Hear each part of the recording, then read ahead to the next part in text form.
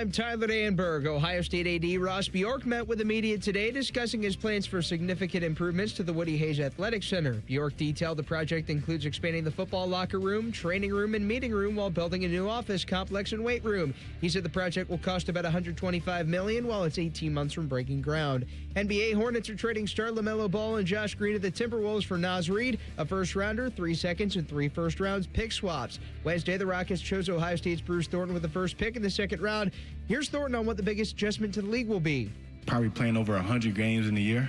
There's a deep playoff team this year, so me just adjusting my body, having time management skills to play over 100 games and try to win a championship. This update is sponsored by Metal Supermarkets, your convenience store for metal. Visit Columbus at metalsupermarkets.com or 2180 Wilson Road for all your metal needs. It's time to add some spice to your nooner. Nooner funny. This is the place where big-time guests, bold opinions, and little cute doggies come together. This is Rothman Ice. Sponsored by Pella Columbus, the #1 rated windows and doors in Columbus. All right, here we go. Big Thursday. Rothman and Ice. Dave Biddle in for the Iceman today. Good to see you, pal. Great to see you, Anthony.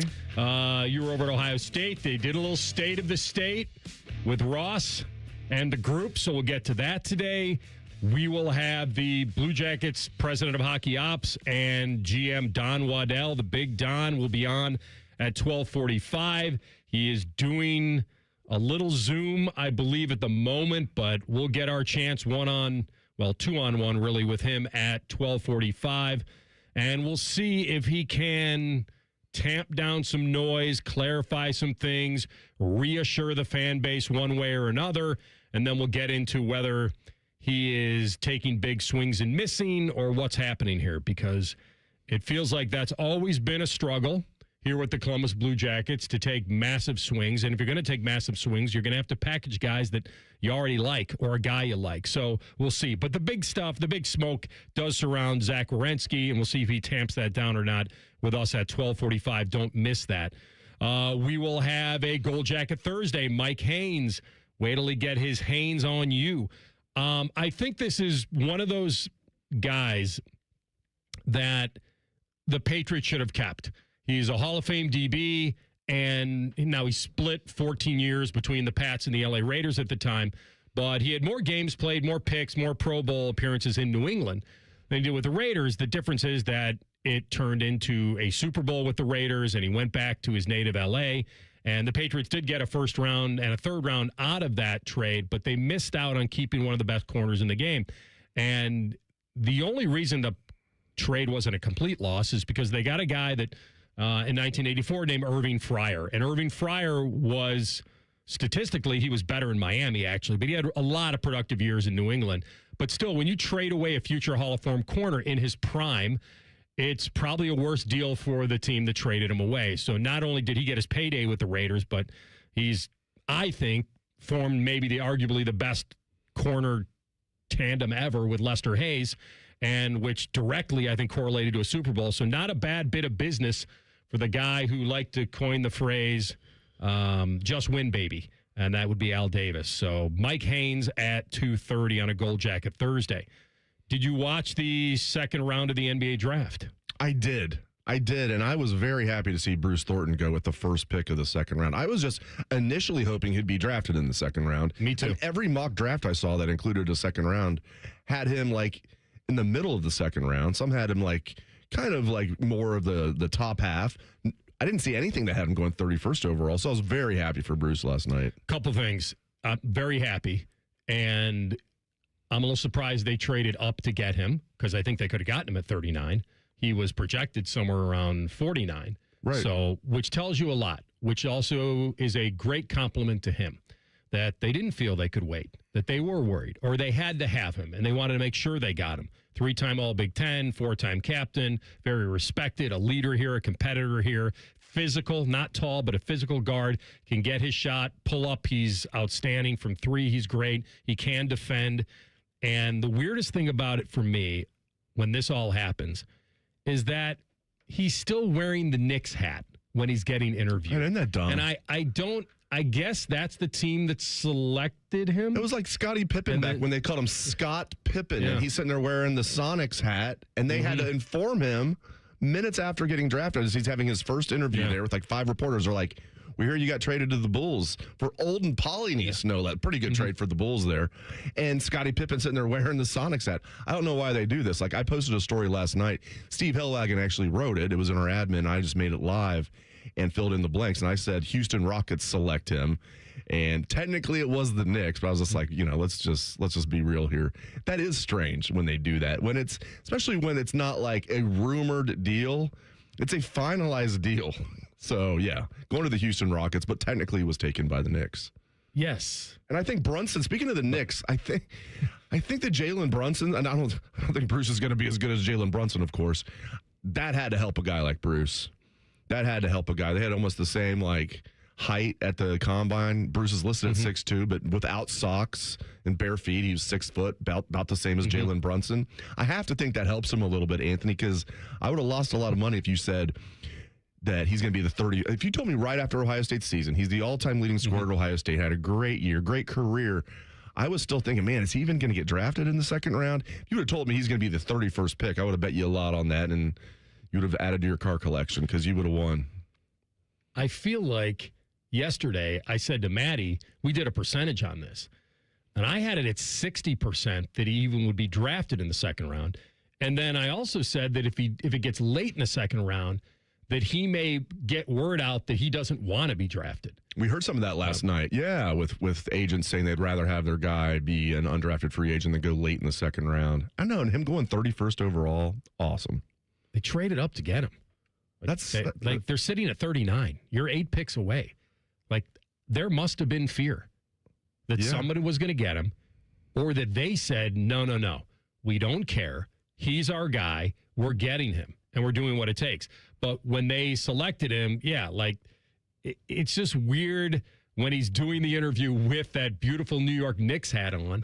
And I'm looking on Twitter, and I'm seeing the Knicks picked Bruce Thornton. No, he's not going to play there. I saw some of my Cavs fans during the first round. They were excited they got Caravan. They're like, that's a good pick in the late. And then they're like, oh, we didn't get him. He's already been traded. Yeah, the NBA draft is fun, or funny, I should say. I tell you what, being a Bulls fan, I don't know why I've stuck with them this long. This is by far the most I've been into the NBA draft in a long time. Bulls had 4 picks. Ended up they had 2 picks. They traded both of their second-round picks, but I thought they did pretty good in the first round. I was hoping for Darius Acuff, but it wasn't like he went 5th or 6th. Good. Oh, yeah, Caleb Wilson looks good. I like his attitude, too. And sometimes when they get guys from North Carolina, it works out pretty well for them. That seems to have worked. One very good example. So Ross Bjork did his State of the State. What stood out to you? There was a lot. There was nothing that was groundbreaking. I'm working on a story as we speak that I'm going to post later today, but there was a lot of good stuff. I mean, he spoke with us for a full hour. I really like Ross. I think he's in my opinion, the ideal athletic director for Ohio State, right now in this era of, NIL and everything else is going on, for a multitude of reasons, but he tends to kind of roll with the punches. He's not a guy that's like, oh, I don't like this, so I'm just going to fight back against it. He kind of realizes even if maybe he doesn't like it, he's going to roll with it. So some of the things that stood out, let's start with the shot since we're talking basketball. They're not looking to build a new basketball arena, but they are looking to improve the fan experience at the shot. And he's adamant if they can get somewhere between 12 to 16,000 fans as the average, which would be very good, that'd be really good and he feels like the atmosphere can be good. And I would concur with that. I've been in the shot where you can't hear yourself think. I've also been in the shot where it feels like it's a museum. But for big games where you have either a sellout or close to a sellout, it can still be a good environment. They're thinking about doing some things, and he didn't get too specific, but doing some things to make it a more intimate environment, bringing fans closer to, maybe doing something with the lower bowl. They're still looking into that. So something's going to be coming to the shot in a few years. I wouldn't expect anything in the next 2 years, Anthony. The next thing on the agenda, the next 2 things on the agenda, one is the new Woody, which is basically going to be a renovated Woody. And then the next thing after that is the ice arena. They want to build a new ice hockey arena. And the interesting thing about the Woody is he says they want to break ground in 18 months. But it seems like it's key. I remember him saying last year they're hoping to break ground sometime this calendar year. So that's been pushed back a little bit. But they're hoping to break ground in 18 months. He says it's going to be about a little less than $200 million project to renovate the Woody, and it's going to be a full renovation. The interesting thing, Anthony, is like when they do this renovation, the football team is going to be displaced for a little bit. Like, their weight room's going to be, transported maybe to like somewhere in the Fawcett Center. They'll have modules out there because when they're renovating all this stuff, all the coach's office, the team room, anything you can think of over there, they're going to be renovating that. So the Woody, they're hoping to break ground in about 18 months. He didn't give an exact timetable for the hockey arena, but that's the next one. So those are the two main things, is the Woody and ice hockey arena. And I'd be remiss if I didn't say, obviously, Ohio Stadium. I like how he always articulates this. He always says, he's like, Ohio Stadium is always under construction, and it will be. Or we're getting, it's right now it's under construction. It will be next year at this time. Every year they're going to add something because they're not going to do a massive renovation to the Horseshoe like we saw in 99, 2000, but they're going to keep adding things every year. So a lot of good stuff from Ross. I'm leaving a lot on the cutting room table here that I'm sure we'll talk about through the show, but it was a lot about, he was asked about NIL and all that stuff and the chaos in college sports, and I just think he handles it well. He didn't give any absolutes. He says, Ohio State's in a good position. They feel very good about where they're at. He feels like they've invested more now in men's basketball, football. They feel like they're, if they're not at the top, they don't know what other programs are bringing in. Somebody asked, like, how do you compare to these other programs? And he was, even in men's basketball, he's like, we don't know for sure, but we've stepped it up a little bit in men's basketball. He feels like they're very competitive on the NIL front in men's basketball. And that's good news, Anthony, because we heard rumors that they were somewhere between 12th and 14th in NIL spending in the Big Ten in men's basketball last year. There's a lot there. Yes, I feel like the basketball thing's interesting to me because the atmosphere that's fine. You can try to, if you build it, they will come. But to me, it's the product. Because as you've said, when they were great, the place was packed. And I can hear all I want to hear about location and too far from campus and all that. It's the product. And I do feel like they're a little more in the middle of the cut line in the Big Ten now with NIL. Like, you'd love to get his definition truly of what does competitive mean to you in NIL and basketball specifics. Does that mean the cut line, top half? The other thing I believe, and this is a double-edged sword for Jake, is that sometimes if you look at this like a company, like, do you invest, do you give him what he needs, or do you prove that he can do it first? Like, it's almost like they're waiting for him to overachieve, and then, okay, but if he does, then they're in their mind, well, wait a minute, he's doing this without massive investment, so are we really going to do it? So it's kind of a double-edged sword for them right now. I do think they're going to be better. They should be better. It's his job now to stir that drink with all the newcomers, but they're bigger, they're deeper. He feels pretty good. No one's replacing Bruce Thornton specifically, but they've got a lot of good pieces, but he's got some momentum. He talked about that last year, and he's got to build on that, but it's funny how they're kind of giving him a little bit to add to his momentum, but not going all in. It's almost like, you got to prove to us that you're worthy of the investment. But then if he does that, are they going to be like, well, he's doing it without the investment. Do we really need to? Like, it's a push-pull kind of deal. So I find that interesting. We'll go over it as we go throughout the show. We'll come back and we'll hit a little bit of football with you because I haven't gotten your opinion on this. And this is the poll we're going to put out today. TLC and I brought this poll to the table. Dear Browns fan, can Deshaun Watson win you back enough where you'd be okay with them offering him a new contract? That's next. Rothman Ice and the Fan. We used to have a billboard with our host's face on it, but only ugly people work here now.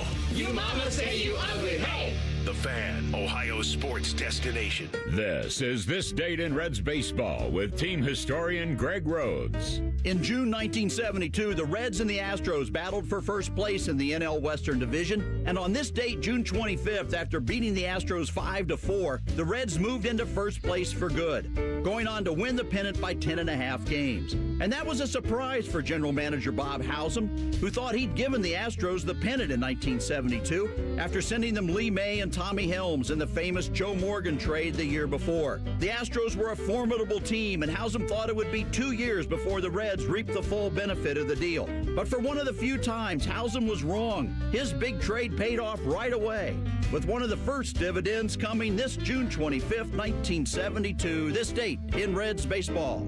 This date in Reds baseball is brought to you by the Cincinnati Reds Hall of Fame and Museum, presented by Dinsmore. Celebrating greatness, preserving history, providing inspiration.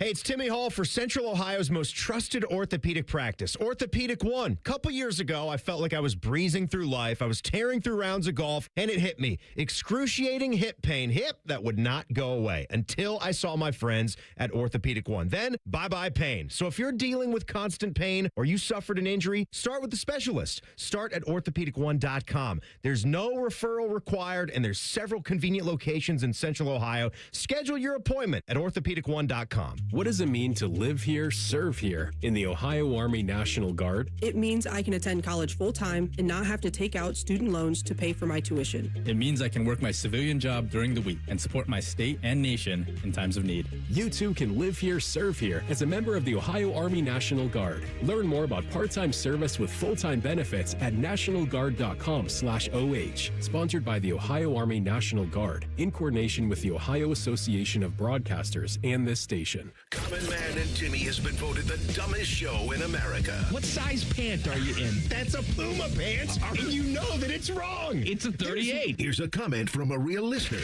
I just started listening to the stupid show. It's minimal sports discussion with large amounts of absolute nonsense. Why don't you just put on a sundress and sashay around the town square?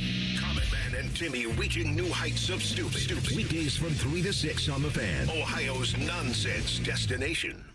High energy bills? Your HVAC system could be the reason. Save up to $2,000 on a new HVAC system with Columbus Worthington Air. Smart homeowners know an old air conditioner can cost you more every month. Don't let it drain your wallet. Upgrade to efficient, reliable comfort with payment options that fit your budget. Backed by our exceptional service guarantee. Columbus Worthington Air and Bryant Heating and Cooling. Whatever it takes. Visit cwaohio.com/radio for details, terms, and conditions. License number 47543. Hi, I'm Josie. My daughter turns 5 today. Blow out the candles. I'm also an Ohio State Highway Patrol trooper. When you move over and slow down, you're not only giving me room to work, you're making sure I can get home to celebrate with my daughter. Roadside workers have lives and families, but when they're on the job, they put it all on the line to protect and serve us. When you see flashing lights, remember, they're not just roadside workers. Thank you for moving over and slowing down.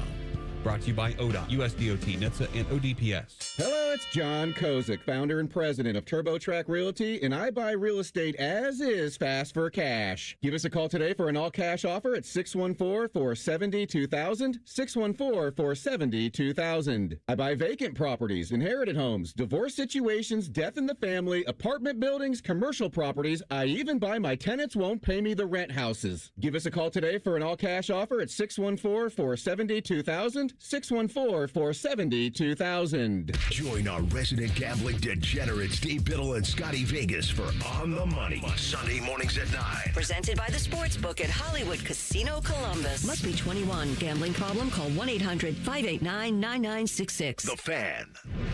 Fan weather. From the Logan AC and Heat Services Weather Center. Mostly sunny to partly sunny skies today with our temperatures getting into the mid to low 80s, and there will be a chance of showers and thunderstorms as we head into the afternoon and early evening. That could linger overnight, otherwise mostly cloudy with lows down into the 60s. And then for Friday, we will see a chance of showers and thunderstorms develop. Otherwise, expect mostly to partly cloudy skies with highs near 80 degrees.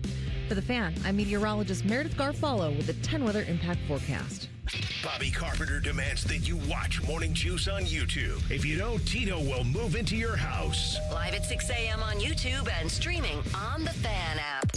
Now you can watch Rothman and Ice. Go to YouTube and search 97.1 The Fan. Rothman is wearing the pancake makeup, so you might as well watch. Back to Rothman and Ice. Has the poll been sent out into the cyberspace? No, it is not. Oh. I will do so. What was happening during the break? The second you... Well, I thought that we were going to do it together. Oh, a tandem jump. A tandem bicycle ride. Turn the keys at the same time, huh? Yes. Yeah. The double-seated bicycle? I don't think I've ever been on one of those. And I think the guy... I don't aspire to. The person in front probably has to do most of the pedaling because the person in back could just coast. The person in front wouldn't know. I guess you'd know by the fact you're not moving very fast. All right. Yeah. Kind of the rowboat situation.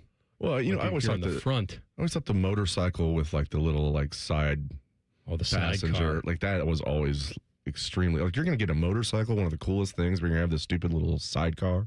Like, come on. It looks lame. You don't really see them much anymore, but I used to see them all the time. I thought it would be fun to ride in the sidecar. Wouldn't it? It's like a kid. Oh yeah, as a kid. Yeah. Dog? Yeah. Right. Oh, a dog. Okay, In a yes. sidecar. I'm not trying. Yeah. I bet like adults. See, like a man, and then another a full-fledged adult, and an adult man, like in the little thing. I'm just I like, don't think you could fit. I don't think you just could get your own bike, man. Can you fit a full-fledged adult in a sidecar? Depends on the size of that adult. Yeah, usually they're built for. We get to Pat Murphy in there. So I'd say it's too early. It's too early in the day for that. Sorry, Pat. All right, so here's the poll. All right, we worked this out hours ago. Yes. But we have to turn our key at the same time. I pulled it out of the drafts. I have it sitting here ready to press So send. what does it read? It reads, Dear Browns fan. I like that. Can Deshaun Watson win you back enough to want to offer him a new contract? Would Would you like to rephrase? No. Go ahead. Sorry. Your two options are yes, if he's good enough. And your second option is no. Fool me once. Shame on you. Fool me twice. Shame on me. You're not gonna fool me twice. But if fool me, we can't get fooled again. That's right. You want to know the greatest part of that story? We don't get fooled again. That I said that on the air. I dropped a "we don't get fooled again," and TLC goes, "Wait a minute, how'd you know that?" I go, "How do I know it? It's the Who. What do you mean? How do I know it?" He goes, "Well, I worked in St. Louis, and we had a host that used to say that every time we played this, and I thought it was his original." Quote. That was the greatest part of that story. I thought he was misquoting George Bush. And I'm like, what are the odds that Rothman is also giving the exact same misquote of George Bush? Come to find out it's a song. Is that amazing? Yes, it is. All right. I've been on this for months, and I'm starting to kind of slide into the we'll see category, but I'm not there fully. I've always thought originally this was counter to everything you should want to do. But I understand they've wasted a lot of money on him. And when Haslam dropped it was a big swing and a miss. You thought that he'd never play again in a Browns unit. He'd never be an orange and fudge again. And then you think like, okay, well, he's healthy now, and we've spent millions, and maybe we can recoup some of those dollars. Or maybe the starting quarterback is still on the team, and we don't have to look to 2027. But I thought, well, wait a minute, you kind of like Shedeur. So you're going to stunt his growth for a year by playing Deshaun, and then Deshaun's just platforming for his next job somewhere, and then you're back where you started, where you've stunted Shedeur a year, and then you're just back into the draft. And so I always thought like playing Deshaun was counterproductive. And so I think this poll is going to go that way. I think it's going to go probably 80-20 that the no part of it, that fool me once. Like I just can't emotionally get involved anymore with Deshaun Watson as a fan. I think that's where this poll is going to go because we haven't seen him play yet. They probably, I would say fans aren't even assured that he would make it healthy through a season. Then the other counter to this is, how good's this team going to be? Like, how good could he look on this team? And that's not through any fault of his own. Like, how good can he really look for fans to say, because what's it going to equal, Dave? 6 wins at best. And so if it does, are they going to hand him $40-50 million to say, you know what? You're a different guy. Second act looks good. Let's go. It just seems off to me. It seems very off to me. It would take a stellar year, in my opinion. It wouldn't just be a good year. Like if he has a good year statistically and they finish like 9-8, I don't think that's enough. Reading Browns comments, like Browns fans' comments on various message boards, like I can't speak for all Browns fans, like they don't like this guy. Now, winning cures all, so if he has some crazy good year, that's what I mean, though. It would take like an insane good year. It couldn't just take a good year. I agree with you 100%. If I'm the Browns, they've already traded Myles Garrett. And I would trade Denzel Ward, assuming you can get a good package for him, which I imagine you could. If you're going to trade Myles Garrett and you're building for the future, don't be half in on a rebuild. Go all in on that rebuild. Trade Denzel Ward. Start Shedeur Sanders this year. Find out what you have in him. If it was me, I just would have ate the money and just cut Deshaun. I just would have cut him. I think it's just, I'd be shocked if he has a great year this year. Could he have like a decent year? That's possible. We saw what he did at Clemson. We saw what he did with the Texans. His third year in the league, he had a phenomenal year with the Texans. So we've seen him do it at the NFL level. We saw he was an absolute star in college. So it's possible. I say it's highly unlikely. If I'm the Browns, I find what I have in Shedeur Sanders. I'll be surprised if he's the long-term answer. And then if things go south this year, guess what? You're in prime position to get your quarterback next year. Now, if you're a Browns fan, the good thing is if you do have like a pseudo good year, even like, I don't know if 7-10 is a pseudo good year and you're not, in one of those top 3 spots, they've got so much draft capital, Anthony, they can move up and probably get the quarterback they want, unless whoever has the number 1 pick absolutely wants a certain quarterback. So I would embrace the tank. I would have Shedeur Sanders as the quarterback, but that's not what they're going to do. They're going to start Deshaun Watson. So I'm just saying what I would do. But, if I'm a Browns fan, that's a heavy no for me, because what are you going to do? If he has a good year, you're going to reinvest in him when you're finally out from under what might be the most disastrous trade that we've seen in sports. And there's some others that are like, others receiving votes. I mean, you got to mention Herschel Walker. Yes, you don't have to, but you do. I mean, the Dallas Cowboys won 3 Super Bowls because of that trade. Wonderful. So we have to mention that. And there's been some other bad ones too. Russell Wilson. I mean, when the Broncos traded for him, I mean, there's been some really bad ones. When I say sports in general, Luka Doncic, I mean, unbueno. But that's one of the worst we've seen. So I think the Browns now, they need to just cut bait with him after this season and find their new quarterback. Probably will. They've kind of restructured. It's helped them a little bit. It doesn't really matter that he has admitted that exchanging 3 first-round picks, a 4th, and a few more, or whatever he did for him was a huge mistake. He admitted that. But the difference is he's still on the team. And they are struggling at that position. And they have an exit strategy, I think, for next year. That's why I've always said this seems counterproductive. If they catch lightning in a bottle with him again, and if he plays well, and if he stays healthy, then the difference is you're not continuing the old contract. You're not saying, okay, well, at least we're making up for some lost dollars. You're actually giving him more. You're putting more faith in someone that you've lost faith. Now, can he earn that back in 1 season or a half a season with a new coach? It's not jiving for me. I mean, the Browns restructured his contract to create space. You cut him outright that you talked about. That triggers this accelerated dead cap charge. That's more than $130 million. Like Russell's was what, 85?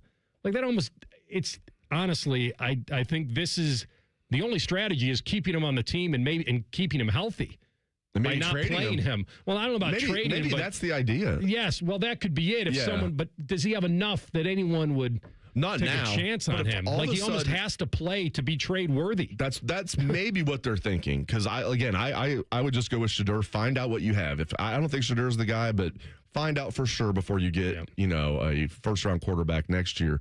The thing with Deshaun is maybe they're thinking, Anthony, they can start him for 6 weeks or whatever it might be. Team gets desperate for a quarterback, and they can at least recoup some of their losses from what was a disastrous trade. Even if they get like a 3rd-round pick, if you're a Browns fan, you'd be like, heck yeah, let's get anything we can for this sunken cost. So maybe that's what they're thinking is we're going to start Deshaun. We know we're not going anywhere this year, and if he starts out somewhat well, teams get desperate for quarterbacks. Maybe they could trade him. They couldn't have cut him before June. They couldn't have. That entire $130 million plus goes to a dead cap this year, and that was not going to happen. So he's still there. Now, we had Mary Kay Cabin on yesterday, and I asked her point blank, is it his job to lose? You'll hear that answer in 2 minutes. Rothman Ice on the Fan. Hey, Central Ohio, Andrew from Home Team Solutions, and we buy houses for cash. If you've got a house you need to sell, this is your season. Inherited, behind on payments, just over it? Whatever brought you here, we can help. We buy as is, we cover all closing costs, and there are 0 commissions, period. Just a fair cash offer, and you choose your closing date. People are making moves right now, and we make it simple to be one of them. One call is all it takes. We'll get you a fair cash offer, fast, no pressure, no obligation. Hundreds of your neighbors have already sold the easy way, and we've got 5-star reviews and BBB A+ rating to back it up. Leave the stress and mess to us. We're based right here in Columbus, and we're ready when you are. Call us at 614-962-SELL. That's 614-962-7355, or visit selltohometeam.com. Home Team Solutions, local, trusted, family-owned. Call 614-962-SELL. That's 614-962-7355. The buzz is real at Zoombezi Bay's award-winning conservation tower. 3 all-new water slides, 1 thrilling experience. Make your splash at ZoombeziBay.com. Hey, it's Austin Ward. Listen to The Beat with Austin and Byrne, now powered by the Waterworks and Header Heating, Cooling, and Plumbing. Get the latest Buckeye news, insights, and unbeatable analysis every day. Don't miss a moment. Stream The Beat with Austin and Byrne, sponsored by the Waterworks and Header Heating, Cooling, and Plumbing. Remember the old days when football used to have an off-season? Well, we at the Fan think that really sucked. That's why we bring you Austin and Byrne, America's #1 resource for Buckeye football conversation, is voted by Fake Surveys Incorporated. Catch their daily podcast called The Beat and their breaking news podcast, Snap Judgments, as they broadcast live from Roosters on Mondays, and they come right to your house and massage your tender areas. They'll do it all. Austin and Byrne on the Fan's YouTube channel and 10TV+. Rothman Ice is sponsored by your local Pella Window and Door showroom on Gemini Parkway. The Fan, Ohio sports destination. Miss a minute of Rothman and Ice? Check out the podcast. Type in Rothman and Ice wherever you get your podcasts. Download and subscribe. Back to Rothman and Ice. All right, so the poll is out there right now. We launched it. Predictions? I'm guessing Browns fans are saying like 86% no, or 86 in it. All right. Where are we at? My initial response was 80, but when you said that, I might even lean higher than that. Yeah, I won't be surprised if it's in the 90s, but I'll go. And you might have some people trolling. The contrarian fans and masquerade. Yes. Bengals fans would never do something like that. I mean, maybe a Steeler fan would do that, or a Vikings fan. Steelers fans locally are voting yes. Sign him for another contract. Yeah, exactly. Give him it all guaranteed, like $300 million. Why not? TLC, what's your prediction? I'm leaning now, maybe going up to like 90-10 on the fool me once, like a no on 90. If I were a Browns fan, I would be in the fool me once. Fool me can't get fooled again. So I'm with you guys, man. I know it's not, I should say something different because that'd be fun, but like 80s and 90s for sure. Do you think there's a chance? How long did you put the poll out for? Can we do it all through tomorrow? A day, yeah. 24 hours. I'm wondering if you could have the first ever poll where it'd be 100%. You'd have some troll in there. Yeah, you'd have to have somebody throw one in there. If there was like all like legit Browns fans that were like giving their true intent, like I would buy that. I could see, because every Browns fan I know is like, screw this guy. Like, I don't even. I wish he wasn't still on the team. You know what? I think there was a poll that we put out one time that was basically 100%. I got to figure out what it was. I mean, we're talking about one of the worst trades in sports, so it's not surprising the Browns fans who know their stuff, even though they have to deal with, not a great franchise, but Browns fans know their football. Yeah, that doesn't surprise me that, like who's the Browns fan out there that's like, yeah, man, Deshaun Watson's our future. I haven't met him. Yeah, I don't think they're going to go full Gruden, but I think I believe that there's a part of the fan base that says he's still there, and he's got some motivation to control his own narrative now, to rewrite his history a little bit. The timing is going to be the biggest problem. This is it for him. And I don't think there's going to be enough runway or enough success on this team for Browns fans to feel like, absolutely, we still have our guy. The other part about this is, would he even want to stay? And they'd have to blow him away with an offer that would dwarf any potential option where he'd say, yeah, I'm staying in Cleveland. I think we also have to look at this from his point of view. he may be just counting the days to just get out of there himself, just for a change of scenery as well. Well, I don't know, because a lot of that's injury-based, though. Like, he missed a lot of time. I mean, look, not that the Browns are in position. I mean, maybe he was watching all of last season saying, I'm better than this 5-12 team. So there's definitely something to that. But I don't know if Deshaun Watson would have as sour of feelings towards Cleveland as Cleveland Browns fans would have towards him. I agree with that. Well, yeah, 100%. but why would he want to play for the fan base if they're done with him? I think both are true, but the Browns have the first shot to extend him, so it's the quickest money. Yeah, I think both sides don't like each other, maybe, but I think the Browns fans have a stronger dislike for Deshaun than maybe he. I think deep down he's got to kind of understand why a Browns fan doesn't like him. Like, yeah, it's just that's a thing. I know they would have had to eat all that caps, but they're not going anywhere this year anyway. Like, I just would have got rid of him, but they're going to keep him for one more year and try and again, though, maybe Anthony, if the goal is, hey, let's put him out there, maybe, there's a 30% chance he could play well and we could trade him, then that's actually a good strategy. If you're a team then you could put Shedeur in there after you trade him, find out what you have in Shedeur. Know for sure entering next year, is Shedeur our guy, or do we need to go and get a quarterback in the first round? That's the whole point on just playing Shedeur. Just honestly, just play him. Just play him. And then feel or see what you need to see. I mean, even before the Achilles injury, Deshaun wasn't good. So, I don't know. The other part is that, so on the Nightcap podcast, NFL legend Chad Johnson did an appearance, and he believes that it's Deshaun's team. Now, I pointed this out yesterday. He does have a tough start with the Tampa-Jacksonville Roadies. I made the case yesterday that you might want to be sitting in the 2-hole on this team and let that part of the season and not be the starter out of the gate against those teams on the road. But most guys would be like, I want to start. It's my job. You got to take it from me. But here's Chad on this. Cleveland Browns fan or not, Deshaun Watson is the starting quarterback for the Cleveland Browns. The job that Deshaun Watson is going to get, Uncle Joe, it is his job to lose. He has 6 weeks to make sure that team is playing above or better than whatever the expectations may be for that team and that quarterback. If he's not, Shedeur Sanders will fall in line as the backup and be the starter for the remainder of the season. 6 weeks. So game 6. They're at Jacksonville. They're at Tampa, home against Carolina, home against Pittsburgh, at the Jets, home against Baltimore. So most likely, this team's going to be 2-4. I'd say most likely. That'd be almost, I'd take it in a way. Yeah. 1-5, depending on how he looks, that could be how they determine it. We asked Mary Kay Cabot, who covers the team. I asked her the same question after watching minicamp and hearing and talking to people. What does she think? Is this Deshaun's job to lose, you feel, yet? No, I don't think so yet, actually. I think that Shedeur kind of caught him from behind, pulled sort of even with him, and I think it's going to be a pretty heated battle in training camp. I don't think anything's changed since we last saw Todd Monken when we walked away from minicamp.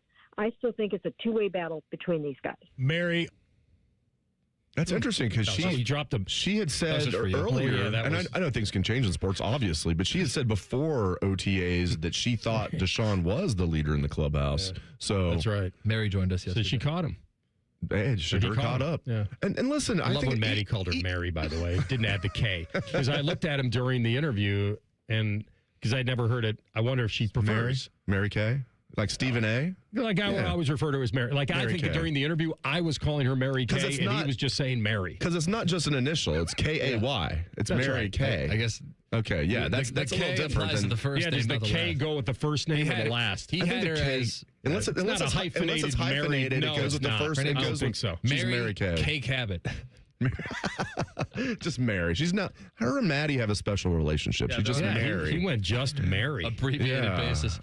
Oh, man. I've never heard her referred that way. I always said Mary Kay. Yeah, but it's interesting, man. And even if you look with this Cosmetics. situation, exactly, she has a pink car and everything, pink Cadillac. Even if Deshaun was a little bit ahead of Shedeur, I'm giving that job to Shedeur. If it's that close, no. If you're Monk and you're a rookie coach, you're not trying to tank. The Monk. You're not trying to tank. You're trying to win, so it looks good on your resume. So I get that, but like if it's close, if it's super close, I go with Shedeur. If Deshaun's clearly better, they'll go with Deshaun. But if it's close and Deshaun's a little ahead, I would go with the second year guy. Yeah. I think actually Monken has a little more runway than people are saying. I don't think they're trading Myles Garrett and then saying to Todd Monken, okay, go make it work. Right. We gave you Jared Verse. Right, you get 1 year. Like, honestly. He's got at least, it would have to be like Hugh Jackson, completely go off the rails. Like Freddie Kitchens. It would have to be just the disaster. And he would still get 2 years. There's it would have to be something off the field or something crazy for him to get fired after 1 year. We have received our first vote for yes if he's good enough. All right, so the 100% is not happening. That was for me just to spice it up, though. Bengals fan trolling. Well done. All right, we're going to take a break. We're going to come back with Don Waddell, Columbus Blue Jackets president of hockey ops and GM. Will he tamp down the noise or will we let the smoke billow? Rothman Ice and the Fan. The sound of Paul Keels calling a Buckeye game is erotic. Oh, yes. Your home of the Buckeyes, the Fan, Ohio sports destination. This 4th of July week, Championship Golf takes center stage in Columbus. From July 2nd through 5th, the 46th U.S. Senior Open Championship comes to Scioto Country Club, where legends of the game meet hallowed grounds that don't play favorites. Feel the energy, the tradition, and the pressure of championship golf at its finest. Be there for every moment. Tickets are available now on SeatGeek. There's this thing repair people do nowadays. Mapos Plumbing. Sure, we do have a dispatch fee. It's $1 zillion. A dispatch fee, a trip charge, going out to your house bill. Bippity Bing Bong Electrical. Our trip charge is a nice new car. But not Apex Pros, the pros who knows. When you call Apex for repairs on your AC, plumbing, or electric, there's no dispatch fee. Thank you for calling Apex Pros. Why would we? Kinda silly to ask for money before we do anything, isn't it? We give you an upfront price only after we know what's really going on. We think it's the right thing to do, instead of Slappy's AC, electric, plumbing, dry cleaning, haberdashery, and chiropractic. Of course we charge to come out. $1 kajillion, 3 diamond rings, and 2 exotic pets. Apex Pros. Never a dispatch fee. Examples of competitive rates may have been slightly exaggerated. Columbus loves Apex Pros. The pros who knows. ApexPros.com. Newman Roofing is proud to sponsor the Fan and 10 TV's Beat the Heat fan drive. Help Ohio's most vulnerable residents deal with the extreme heat this summer. Purchase new box fans and take them to the nearest Franklin County fire station or buy online. For more information, go to lifecarealliance.org. Hi, I'm Connie Britton. I support Feeding America because they help provide over 6 billion meals to people in need each year. Learn more at feedingamerica.org. Feeding America, 200 food banks strong. T-Mobile has an exclusive bundle for customers 55 and up. I'm Sarah Bowl. Yeah, I'm Frank Bowl. A reliable network is key for us. And with T-Mobile, it's been wonderful. And going to the 55 plus plan saved us so much money. A lot. And that's important. Trying to keep costs down. The home internet's been perfect. It's fast, it's quick. The setup was so easy, it took less than 15 minutes. It was like, ta-da! If you want simplicity, coverage, reliability, you want the whole package, T-Mobile has it. Right now, T-Mobile customers 55 and up can get 2 phone lines on America's best network, plus America's fastest 5G home internet for just $30 each. $30 per month each line with autopay plus taxes and fees. Minimum age 55. Pricing for home internet rely on 2 lines of Essentials Choice 55. $35 connection charge per line required. Best mobile network and fastest 5G home internet based on analysis by Oak Cliff Speed Test Intelligence data 2H 2025. All rights reserved. When you first saw her, she was out walking her dog. You didn't notice her at first. But when you finally did, it was too late. Because at that moment, you were speeding. She was out walking her dog and only had a second to let go of the leash. Your foot was on the gas, and her life was on the line. Speeding catches up with you. Paid for by NHTSA. Common Man and Timmy. Voted America's dumbest show by Marconi voters. Common Man is a Columbus radio legend. And by legend, I mean it's a miracle he hasn't been fired yet. And Timmy is, well, Timmy will complain about anything and everything. And he kind of looks like a woman. Giggity, giggity, giggity. So there's that. Common Man and Timmy. Sponsored by Shedeur Motor Company. Weekday afternoons from 3 to 6 on The Fan. We at The Fan have created a show where you can be a homer, a hater, or whatever you want to be. Sunday mornings at 8. It's the Fan Call-In Show, presented by the Sportsbook at Hollywood Casino Columbus. Must be 21. Gambling problem? Call 1-800-589-9966. The Fan Poll is sponsored by JT's Pizza and Pub, home of award-winning pizza and $2 tall boys. All day, every day. You're listening to Rothman Ice on 97.1 The Fan. All right, here we go. NHL draft coming up tomorrow night into the weekend, and a lot of movement around the league. It's been an exciting time. We just went through an epic Stanley Cup final between Carolina and Vegas, and a man who was very close to that Carolina team as well. But he's the GM of our squad, and he's the president of Hockey Ops, and he's Don Waddell, and he joins us now on the Bryant Heating and Cooling Systems Fan Guest Hotline. Big Don, welcome. This is really nice of you. I appreciate it.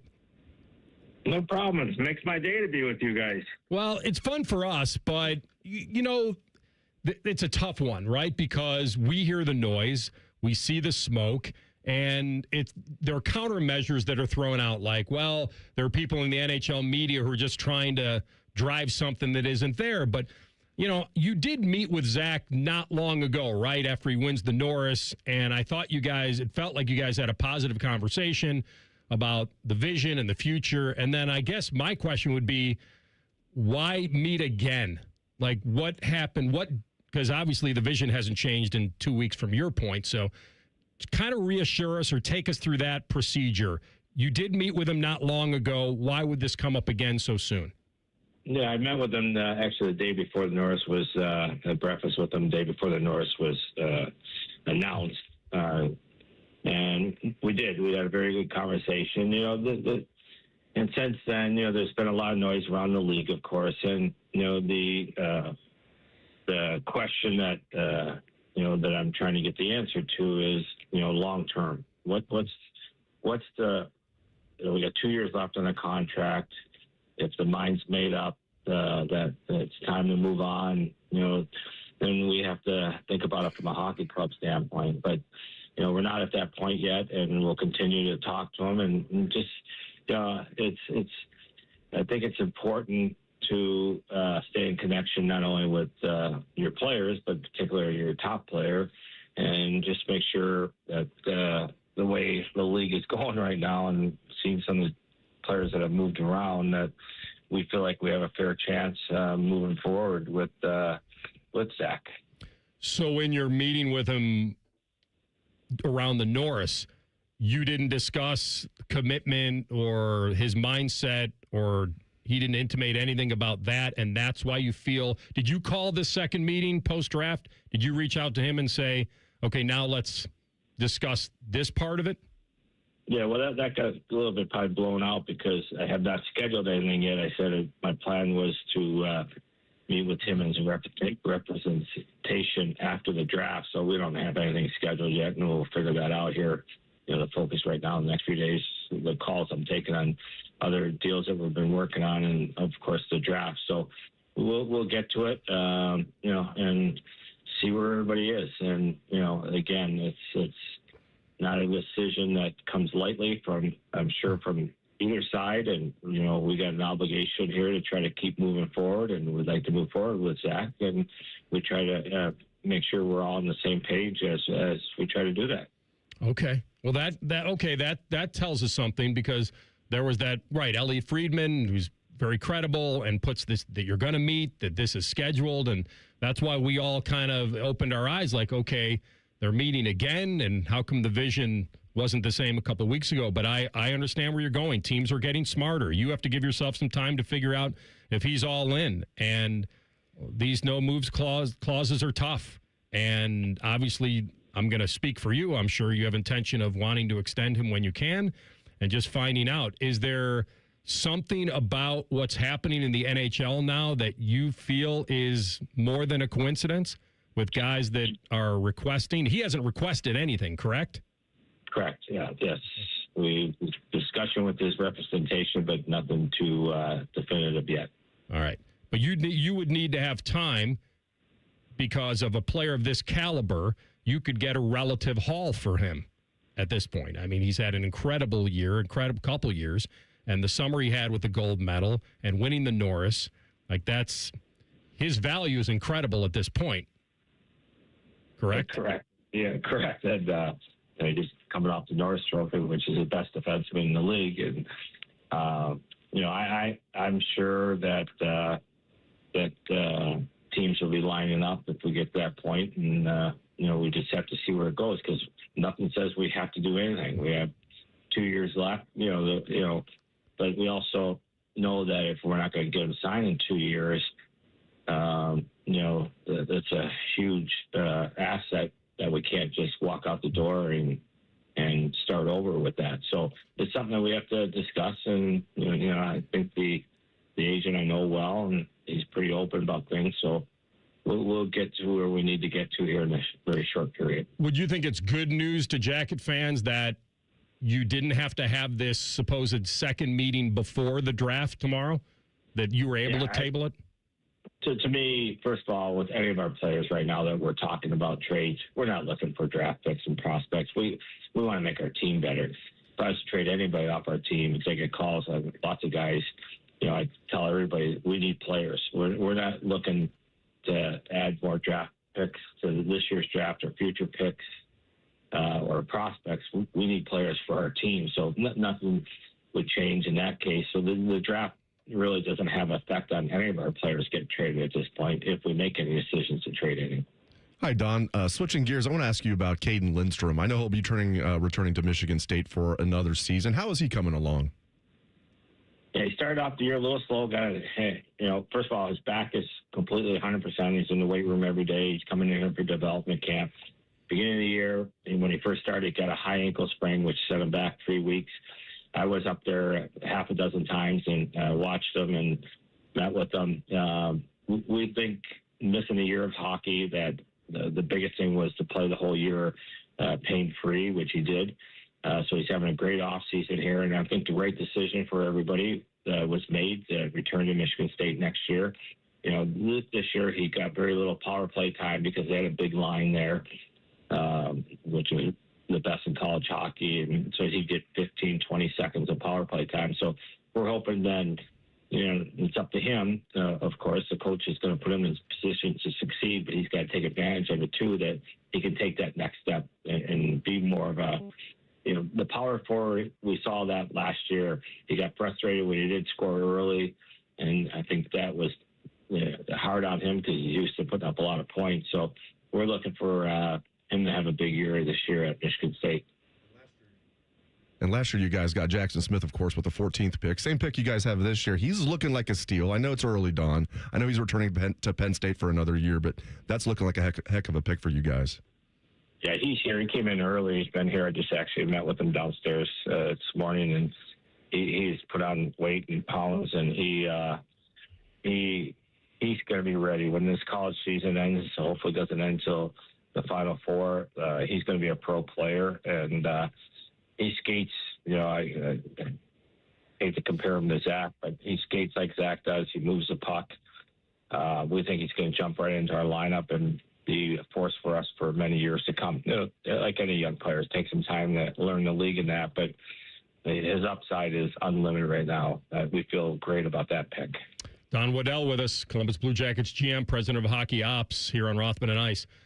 So I assume you're not sitting on your hands. You're trying to do some things and make some swings. I know that. I'll ask it point blank, is Marchenko available for the right deal? It sounds like you've gotten calls. Yeah, I've gotten calls. I have not made any calls on Marchi. I've gotten calls, and my job as a GM is to listen to offers. And, we've had a few that aren't even close to what he means to our hockey club. So, he's an important player to us also, or, our leading goal scorer, the last few years. And, I've said, our job is, if we have a chance to make our team better, we got to look at it. But in his case, I think it's going to be hard for somebody to come up with something better than what he is. Again, you can get a lot of pieces in deals like that, but when you trade the best player in a deal, you never really win the deal. Do you feel like that this year, you got Rick back for a year, and it feels like a little bit of a show-me year to Zach, like almost like he's willing to, continue his contract and play, yet the improvements that you make might be a way to sell him on the long term? Well, winning always helps everything, right? Let's face it. We've made big strides the last 2 years, but we still haven't got the ultimate goal of getting in the playoffs. So, that's our goal when we start the season, obviously, is put ourselves in a position to compete for the Stanley Cup. And, you can talk to players forever, and players want to be parts of successful organizations. So certainly that would be a big step in our favor if we can make the right moves to put us in that position to take that step. And you feel he's entitled to have knowledge of that, meaning that as your best players, you say, or one of your best players, that he would be involved in knowing your vision and how you intend to improve the team? No, I think, yes, I think that's smart. I'm very careful about calling players about players we're training for, because everybody's got different feelings. I got a great support staff around me and a scouting staff for a reason. So we make those decisions, but we all know that, if we could add some scoring and add some upfront help, that would be important to all of us. So I kind of know, I know where our holes are, and I know where everybody felt that we need to get stronger and better, and we're going to try to fulfill as much as we can. Excellent. I know you got meetings, and you sandwiched this one in. I appreciate it very much. Good luck in the draft, and we'll talk soon. Always a pleasure to be with you guys. Have a great day, and thank you for having me. Awesome. Don Waddell. Oh, my. President of Hockey Ops, GM. All right, I'm not going to tell you that he extinguished the fire. There's some smoke there, but he's very open for a GM, though. He's not going to say everything, but for a GM, he's about as open as you could be. I love it. He didn't drop it's all due about nothing, though, that the media, but he did say that he doesn't have it actually scheduled, but he plans to talk to him. That's essentially the same thing. We'll come back, top of the hour, Rothman and Ice in the Fan. A lot has changed in 30 years, but we're still that old shoe that feels worn in and well-loved. And, we smell a little, but you've accepted that. The Fan. Hey, what's up? It's T-Bone. Tired of snoring? Sleep Better Columbus can help with a custom mouthpiece that opens your airway and stops the snoring. No mask, no noise. Call 1-800-MORE-SLEEP or visit sleepbettercolumbus.com today. Stop snoring, sleep better, live better. All the folks at Buckeye, night or day. The AC stopped cooling. I'm melting in here. I need someone to come and make this hot air disappear. In a flash, I'll be there to tame the desert air. I won't leave till you're nice and cool. You'll love how much we can. $100 off your cooling repair. Call 614-683-9911. Call the folks at Buckeye, night or day. I'm John Morgan. There are many reasons to hire Morgan & Morgan for your injury case. Reason number 3. First, all lawyers are not the same. If my family had an injury case and I couldn't hire us, there are only about 3 to 4% of the lawyers out there that I would hire. And here's why. Most of them rarely, if ever, go to trial. They just take the last best offer. Hell, you can do that yourself. Do this. If you're looking for a lawyer, Google Morgan & Morgan results and see what comes up. It may shock you. Then Google the firm you're thinking of hiring and do the same. That may shock you as well. We became the largest injury firm in the world for a reason. We won a lot. $30 billion and counting. Morgan & Morgan, or thepeople.com. Who would I hire? I'd hire us. Morgan & Morgan, Ohio office located at 600 Vine Street, Cincinnati. Prior results do not guarantee a similar outcome. You having trouble raising your arms, climbing stairs? Maybe you can't kneel down, which means you can't play with the kids, golf with the guys, get through a work day without exhausting pain. Hey, it's Bobby, and I'm here to celebrate what you can do. It's exactly what QC Kinetics patients are doing. It's what I did. Not bracing for the next jolt of pain. It's gone. They've moved on. I've moved on. I'm back to my life. You've heard me talk about Dr. Ray Tesner and the team at QC Kinetics and how they've helped me get my knee back together. It was bothering me. I couldn't run, couldn't go do the things that I love to do, like be with my kids, run around outside in the summer and enjoy it. But I didn't have to miss work. There was no surgery. There was no long recovery. And I love running into people who have gone to see them at QC Kinetics and how much better they feel now. Their consultation is totally free. So go there and check out and see if you're a good candidate. Call 380-208-4544. That's 380-208-4544. Or check them out online at qckinetics.com. I'm Jeff Hogan. I've been a journalist at 10 TV for more than 20 years. I don't just report about our community, I belong to it. And that's why we care so deeply about getting it right. And when local journalism is done right, it moves. It moves you to act, to speak up, or lend a hand. And yes, it moves your heart through the kind of human storytelling that stays with you wherever you are. And at 10 TV, we're here for all of it. These are the stories that move Central Ohio. Everybody thinks they're a great driver. Outlaw Motor Speedway gives you the chance to prove it. Experience professional racing simulators, full motion rigs, and some of the world's iconic tracks right here in Grandview. Race your friends, join a league, or bring the office out for an unforgettable corporate event. And when the checkered flag drops, keep the night going with great food and drinks here or next door at Agave and Rye. Then climb back in the driver's seat and see who's got what it takes. Book your race today at outlawsimracing.com. In the military, the mission was clear. You knew what to do. Now, the mission has changed. Stepping into civilian life isn't about finding a job. It's finding your purpose. I wanted a career that would leverage the skills and discipline I gained in the military. IT just felt right. My Computer Career offers class schedules that fit into your life and skills in high demand. Put your VA benefits to work. Visit mycomputercareer.edu/CWP to jumpstart your IT career today. An Elite CompTIA certification partner. Financial aid is available to those who qualify, including VA benefits. Great Lakes Hyundai. The savings are so good. It's time for sun and savings at Great Lakes Hyundai. Right now, get a new 2060 Elantra SE for $59 per month for a 2-year lease. Just $59 a month for the drive into summer sale. This month only. Plus, every new Hyundai comes with owner assurance and America's best warranty. A 10-year, 100,000-mile powertrain coverage. Dublin or Columbus or glakeshyundai.com. With approved credit $39.95 down plus tax title first month payment. 7,500 miles per year and 7.6. Hey, it's T-Bone again. Sleep apnea doesn't have to rule your nights. Sleep Better Columbus has been treating snoring and sleep apnea for over 15 years with proven results and now has an office open in Marysville. Call 1-800-MORE-SLEEP or go to sleepbettercolumbus.com. Stop snoring, sleep better, live better. Broadcasting live from the McDaniel GM Superstore Studios, driving excellence since 1916. Chevrolet. Together, let's drive. WBNS HD1 Columbus. Good afternoon. I'm Tyler Danberg. Meeting with the media today, Ohio State AD Ross Bjork said they're discussing plans for significant improvements to the Woody Hayes Athletic Center. Bjork detailed the project includes expanding the football locker room, training room, and meeting room while building a new office complex and weight room. Bjork said the project will cost about $125 million while it's 18 months from breaking ground. World Cup, the U.S. faces Turkey tonight at 10, looking to finish 3-0 in Group D play. After missing Friday's game against Australia, Christian Pulisic said he's ready to play a part in the match. NBA Hornets are trading star LaMelo Ball and Josh Green to the Timberwolves for Naz Reid and a series of picks. Baseball, Reds are out before visiting the Pirates Friday at 6:40. Guardians also out before welcoming the Mariners Friday at 7:10. This update sponsored by Germain Toyota. For unbeatable service and sales, visit Germain Toyota on the corner of I-70 and Bryce Road or online at germaintoyota.net. Anthony once ran the table on the World 9-Ball champion. Coincidentally, Maddie is out looking for a magic 8-ball. Signs point to, this is Rothman and Ice. I think it was, where can I find a good 8-ball? I think that was the exact quote back in the day. We cleaned it up with magic.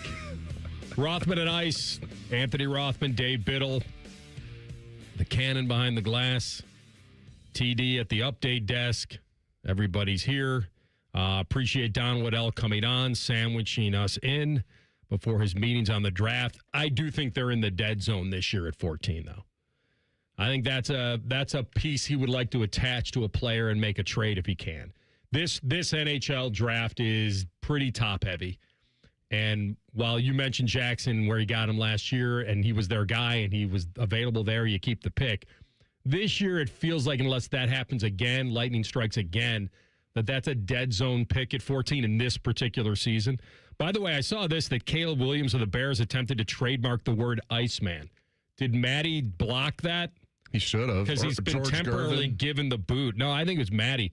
The U.S. Patent and Trademark Office has refused the Bears quarterback's application for Iceman. The fact that he even did that is just weird to me. Like, you're trying to trademark Iceman when you were not the first one to have that nickname. Yes, you and I are old enough to know about George Gervin, the NBA Hall of Famer, who I had the famous Nike poster as a kid where he's sitting on the ice throne and it says Iceman. I didn't even know it belonged to him. Does it belong to him? It does. He's the Iceman. Or is it Chuck Liddell? Well, I always thought it was George Gervin. And one thing he can do is finger roll. Due to an application for the same word by Hall of Famer George Gervin or a trademark possessed by UFC Hall of Famer Chuck Liddell. Instead, the United States Patent Office saw too much similarity and a likelihood of confusion in a trademark filed in 1988 by Lacrosse Footwear for insulated boots. Okay. That I didn't know. I guess they're based in Oregon. They own the trademark. It's not one of these guys. Really? Yes. An Oregon-based footwear company owns Iceman for the name for one of its boots and boot liners. I think I can put the Iceman thing on the screen. We may not even be. That is it. That's the poster I had as a kid. You had? Yes. You can't even see. By the way, the throne is ice, and he was sitting there with the two silver basketballs. He's in the silver warm-up. That is a great. By the way, available on canvas, acrylic, metal, HD metal, wood, whatever you want. Amazing. I'll tell you what my favorite one was that I had as a kid was the Larry Bird Nike poster of him sitting in the nest. Can you find that one? I can definitely find that one. And then the Supreme Court with all the guys dressed up as judges. And the Dr. Duncanstein was my favorite. I've got a lot of favorites, apparently. My favorite growing up, I had a life-size Michael Jordan, and it was basically like a, to measure my height as well. So it was both things. I had like a legit 6'6" Michael Jordan image in there, and used it to measure my height as I was growing up. A growth chart, if you will. A growth chart. The nest on top of the nest above the rim. That's it. There you go. That's Larry Bird sitting in the nest. Just said bird. With the so this is a Converse logo thing because I see the hat matches the shoes. All right, so this must be the counter to the Nike poster. All right. You said you want which other one? See if you can find Daryl Griffith's Dr. Duncanstein. Ooh. With the smoke coming out of the basketballs. Louisville, Kentucky. Is good stuff. This was another great poster. I don't know. Kids don't. Do they have posters anymore, Dave? You would know this. Yes, they do. Mm-hmm. I don't know if the sports fans on the wall, lean in on the nearly back as of much. the I mean, door. my gosh, we would turn our various bedrooms or SI covers, dorm rooms. It'd be like the Sports Hall of Fame in there. Yeah, exactly. My bedroom, like in high school, had just like my favorite Sports Illustrated covers just all around the top. I'm nowhere near that creative now that I'm an adult. I don't do anything like that at home, but yeah, Sports Illustrated covers used to be great. Sports Illustrated used to be great. Can you find that one, or is that one toast? I got it. I'm just trying to put it up in a way that is. Be careful. Palatable. Did you like Larry Bird? Oh, it's palatable. For some reason, now I love Larry. No, I was a big Sixer guy. I exactly remember I'm showing our age. Remember the Dr. J versus Bird video game? Oh yeah, that was Dr. J every time. I didn't like Bird. They finally got him. I actually. Yeah, the whole Celtic aura with McHale and I honestly went down with it. Well, they just won all the time, and it was always the Celtics and Lakers. And I was a big Sixer guy, and they were a little bit of an underdog in that era. But I mean, they had great players, and you couldn't be a Bulls fan at the time. No, this is before the Bulls were. That's right. They had a team, kind of. No, we'd go. Jordan arrived. Yeah, well, and that's right, and that's a little bit of why I like them is because of Dr. J, and then the fact that they couldn't beat them, and then they finally did. 83? And it finally did. Yeah. And the SI cover was Dr. J Jams the Jinx. And he's got the windmill, he's getting ready, and it was great. That was the Moses Malone, that was that team that finally broke through and got him. But it was always Boston. They honestly, it's eerie to me how close I viewed them as I did the Patriots when they were winning. That it was almost like they were just always going to win. And I think the Lakers won maybe one more than they did during that stretch. I could be wrong, but it did feel that way. You did find it. I did. That's the second one in there where he's holding I forgot to open the ball like there's a lab experiment going on. Dr. By the way, may have been the best nickname ever. Dr. Duncanstein. Daryl Griffith. You know what's funny is with me being, born in 1999, I've definitely heard that nickname. I could never have told you who the actual person was. It's awesome. What was the Supreme Court one you said? So Nike did a Supreme Court judges poster, and they were all dressed, and it had I don't know, I assume it had 15 or so, I don't know. But it was all the guys, and the big guy was a guy who played for the Bulls when I was a little kid named Artis Gilmore. The A-Train was his nickname. And that's the guy who we all looked at as Chicago fans back then. And I don't even know if I could. Dennis Johnson's in there. I was about to say, I'm looking at these guys. I can't name a single one of them just off their face. Danny Ainge, was he in there? No, he wouldn't be in there. I think Paul. Is that Paul? That may be Paul Westphal. Okay, it's possible. He played for the Phoenix Suns. Great. Yeah, that's awesome. There were some great posters. There was some in the 80s, man. It was. Did you remember the Air Force One poster that had all the guys outside the plane? It was like Michael Cooper and Moses Malone and. That sounds Jamal familiar. Wilkes, Michael Thompson. There was one that was called Air Force One. The Dominique Wilkins. They were great. All these are awesome. Should have kept them. Should have kept them. Yes, that's Air Force One. With the plane in the background, they're all in aircraft suits. The other one that you $225 if you want it. The other one, $225. He's already got one. I probably had 3 of them. All right. The one with Patrick Ewing, Madison Square Garden with the German Shepherds, and it was like security. There was one I had. I had them all. Yeah, you were the poster master. Yeah. Well, that's what you go to the mall, you bought I had a decent amount, but you were like taking the cake here. I love it. Yeah. Jordan's was good. The Final Frontier, the space. He was holding the moon as a basketball. You're a huge movie guy too, so I imagine there were some movie posters. Speaking of a movie, this one's cool. Yes, there's the Ewing. What does it say? What security does it say? It says protected by Ewing security. Yeah. Opponents enter at your own risk. Yeah, that's the one with the dogs. That's the one Jordan laughed at. Did he? I'm kidding. Just. I can't help myself. It's funny. I think they used the same dog in the Karl Malone one or something. The mailman delivering. He was knocking over this mailbox, and there was a dog there. Oh, those are classics. Speaking of a movie, I was watching the other day. You know what? I just looked up another one, which is amazing. Moses Malone. I forgot I had this one too. He did a Moses, like a real Moses. So he's in the Red Sea is parted. He's in the middle. There's basketballs everywhere. And the staff was a reverse Nike swoosh. And I never really noticed it as a kid. And as I got older, I thought, wow, that was genius. But it's just Moses. And he couldn't wear his normal uniform.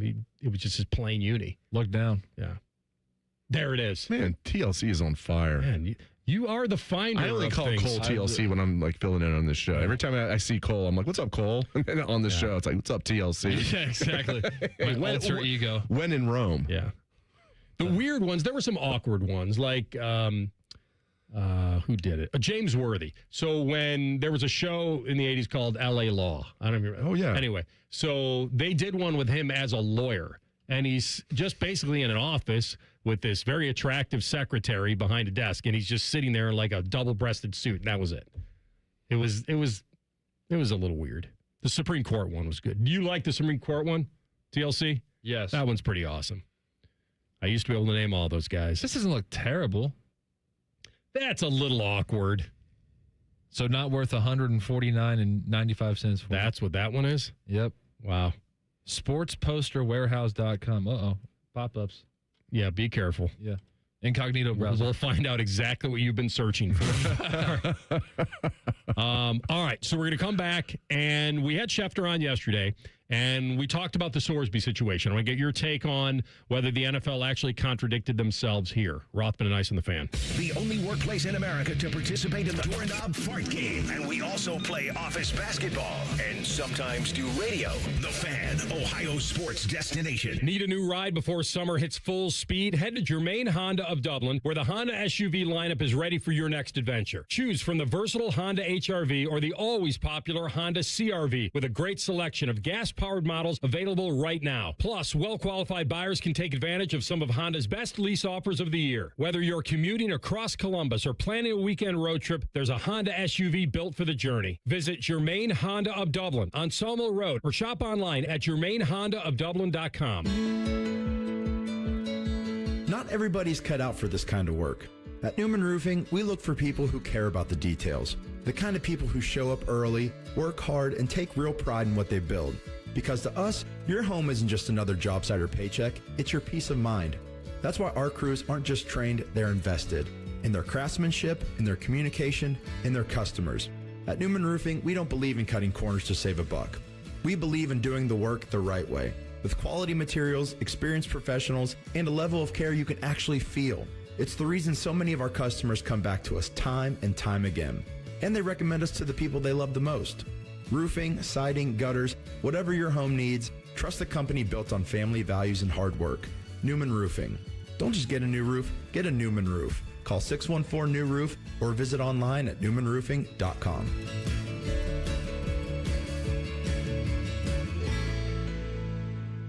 Experience the adrenaline of Barrett Jackson in Columbus, Ohio, June 25th to 27th. See hundreds of no-reserve collector cars cross the auction block, interactive sponsor displays, and a wide selection of food and drinks. It's an exciting, high-octane event for fans of all ages. Tickets on sale now at barrett-jackson.com. I can't raise my arms. I can't climb stairs. I can't kneel down, which means I can't play with the kids, golf with the guys, or get through a workday without an exhausting pain. Hey, it's Tyvis, and I'm here to celebrate what you can do. And that's exactly what QC Kinetics patients are doing. Not bracing for the next jolt of pain. It's gone. They've moved on, back to living their lives. You heard me talk about Dr. Tesner and the team at QC Kinetics and how they helped me get my knee pain to go away. No missing work, no surgery, no long recovery. And I love hearing from you. How we here at The Fan helped you dig out from under that long list of can'ts and get back to living your best life. So go find out what you can do. It's a good life out there, folks. Go live it to the fullest. Let's get rid of that pain. Starting now, the consultation is totally free to see if you're a good candidate. Offices in Dublin and Gahanna. Call 380-208-4544. 380-208-4544. That's 380-208-4544. Dip it, dunk it, smother it. It's queso gone wild at Hothead Burritos. Try our new loaded potatoes covered in queso and topped off with hardwood smoked bacon, burritos, bowls, nachos, and more. Hothead Burritos. Get up and get you some queso. Hey there, I'm Brad. I'm about to win the Tuesday Night Bowling League Championship. I'm also a highway worker for the Ohio Department of Transportation. When you move over and slow down, you're not only giving me room to work, you're making sure I can bowl the winning strike with my buddies. Roadside workers have lives and families, but when they're on the job, they put it all on the line to protect and serve us. Remember, they're not just roadside workers. Thank you for moving over and slowing down. Brought to you by ODOT, USDOT, NHTSA, and ODPS. Hello, it's John Kozik, founder and president of TurboTrack Realty, and I buy real estate as is fast for cash. Give us a call today for an all-cash offer at 614-470-2000, 614-470-2000. I buy vacant properties, inherited homes, divorce situations, death in the family, apartment buildings, commercial properties. I even buy my tenants won't pay me the rent houses. Give us a call today for an all-cash offer at 614-470-2000, 614-470-2000. The Reds are on the Fan's family of stations all season long. If you don't listen, Terry Francona will ride his scooter to your house and yell at you. Your home of the Reds. The Fan, the Fan 2, and the Fan 3. Fan weather. From the Logan AC and Heat Services Weather Center. Mostly sunny to partly sunny skies today with our temperatures getting into the mid to low 80s, and there will be a chance of showers and thunderstorms as we head into the afternoon and early evening. That could linger overnight, otherwise mostly cloudy with lows down into the 60s. And then for Friday, we will see a chance of showers and thunderstorms develop. Otherwise, expect mostly to partly cloudy skies with highs near 80 degrees. For The Fan, I'm meteorologist Meredith Garfalo with the 10 Weather Impact Forecast. Just when you thought afternoons couldn't get any dumber. You fellas been doing a bit of boozing, have you? Common Man and Timmy. Weekdays from 3 to 6. Your home for dumb. The Fan. Matty was a big Browns fan. Scratch that, we mean he's a big fan of the former Browns. Oh, yeah? The Baltimore Ravens. This is Rothman and Ice. All right. It's kind of getting to be an old story now, but it was new yesterday when the NFL, when they obtained the letter from the general counsel of the NFL that basically said, "Dear Mr. Sorsby, we're not buying what you're selling." And that you didn't have, there's just not enough completed records of the NCAA's investigation. And you were trying to petition for the supplemental draft, and your lawyer or your team didn't provide enough materials to know where the investigation, how deep it goes. It was more of, they were kind of soft serving the gambling thing. Yeah, it's an addiction. Let's have some sympathy for the kid. Texas Tech stood by him. The only thing that I was surprised about was that the NFL could have said to their teams, like they do with all supplemental drafts, buyer beware. Buyer beware. We're going to suspend this kid. He's not coming in free. He's going to be suspended. If you want to spend draft capital on him, just know he will not be available to you. This whole year? Oh, right away. Well, so like Terrell Pryor style, like maybe a 6 he got, game. What, 5 or 6? 5 or 6, yeah. And this could have even been more. But maybe teams would have been like, you know what? We'll stash him. We'll stash him for a year. We don't need him right now, but we want to have him. We want to guarantee having him now versus waiting for the draft. And the NFL could have done that. I praise them for not doing that because this is the one thing that they probably felt like would get them, at least from a PR standpoint. Nothing can hurt the Shield except for you're letting in a known gambler. Who gambled on his own team. Yeah. A player who has direct access to things. And we don't trust him yet. And the other thing they said yesterday, these are my words, not theirs, there's no one player that's bigger than this league, and there never will be. And you certainly aren't. And what you did, now the hypocrisy comes in here, which is how do you define what's bad? This guy, violence, worse things, drugs. Like, there are guys that have been let in this league who have broken rules and had violations of integrity and all the character problems out the you-know-what. And this is the one they couldn't bend on. And I'm glad they didn't because, honestly, if you can't stick your head in the sand, this is the only thing that could take them down. And they have killed players who have gambled already. Even guys that have even dipped their toe in the water on fantasy or whatever. You're toast. Guys that have made mistakes on checking out prize sites or whatever while they're on the team's Wi-Fi in their parking lot. Jameson Williams got busted on that, which was BS, but like I guess technically he broke the rule. He was betting on like NBA, like from the team locker room. And he got suspended for that. So, yeah, I mean, it's interesting, Anthony. It's definitely been the story that keeps on giving. And like every time I thought I had a pretty good grasp on what was next, I was completely wrong. I'm like, okay, now he's going to the supplemental draft and the NFL will allow him to do it. Anthony, I even made jokes like, oh, is Goodell actually going to do what he did with Pryor and Tressel and suspend him? Goodell's like, I'm going to do one better than that. I'm not even going to let him play this year. And I like what the NFL is doing here. They're not banning him for life. They're saying flat out, like, they said they made a lot of good points, a lot of heavy points. The main one I took away was you had no intention of entering the NFL supplemental draft. You wanted to be at Texas Tech until that turned out to be untenable. Then you decided, my fallback plan is the supplemental draft. No, and I don't know why I assumed the NFL would just let him in. Good on them for not letting him in. But again, sit out the year, try to rehabilitate your life. Next year, enter the regular draft and see what happens. So they've reduced, remember, they revised their gambling plan on guys that did what you said. They didn't bet on the sport that they were involved in. Because all those three guys, Nicholas Petit-Ferrer, Jamison Williams, Stanley Berryhill, they were able to come. They were suspended 6 games originally. The new policy knocked it down to 2 because it was non-NFL sports. How do you feel about that? I'm okay with an NFL player betting on the NBA. Now the argument is, well, even though it's not their sport, what if they went to college with, a certain guy who plays basketball and they're buddies and he's giving them inside info. So I get it to an extent, but man, I feel like NFL. Now, listen, these guys are most of them are multimillionaires. It's not a big deal. But if you're an NFL player and you want to bet on, let's say, U.S. Open tennis here in a couple months, I feel like you should be able to do that. You should not be able to bet on the NFL, but being able to bet on other sports. I don't know if I'd have to check this out. I'm wondering if it was because they were within team facilities. That's the rule. You're right. Yeah. They can do it on their own. You're right. They could sit at a U.S. Open. Yeah. You're right. And do that. You're right. Now, the minimum suspension for gambling on NFL games went from 1 year, and betting on your own team has been raised to 2 years. I'm surprised that's not lifetime. Pete Rose would probably be 2 years for that? Really? Yeah. Not lifetime? And as somebody who grew up I was a little kid, I loved Pete Rose, and my dad's favorite player. I mean, that broke my heart, everything that happened with that. And it is. We all know it's a cardinal sin. And I get Brendan Sorsby saying he only bet on Indiana to win.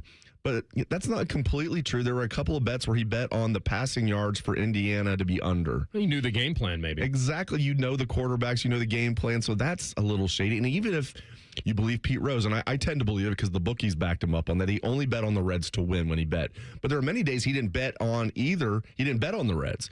That signaled to the bookies, and really their friends, okay, Pete doesn't have any action on the Reds tonight.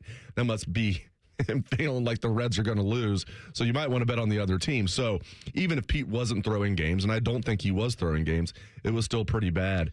And he may not have been throwing them, but he was managing them with lack of integrity. Yes, and I think he deserved even being growing up. I think he completely deserved the punishment that he got.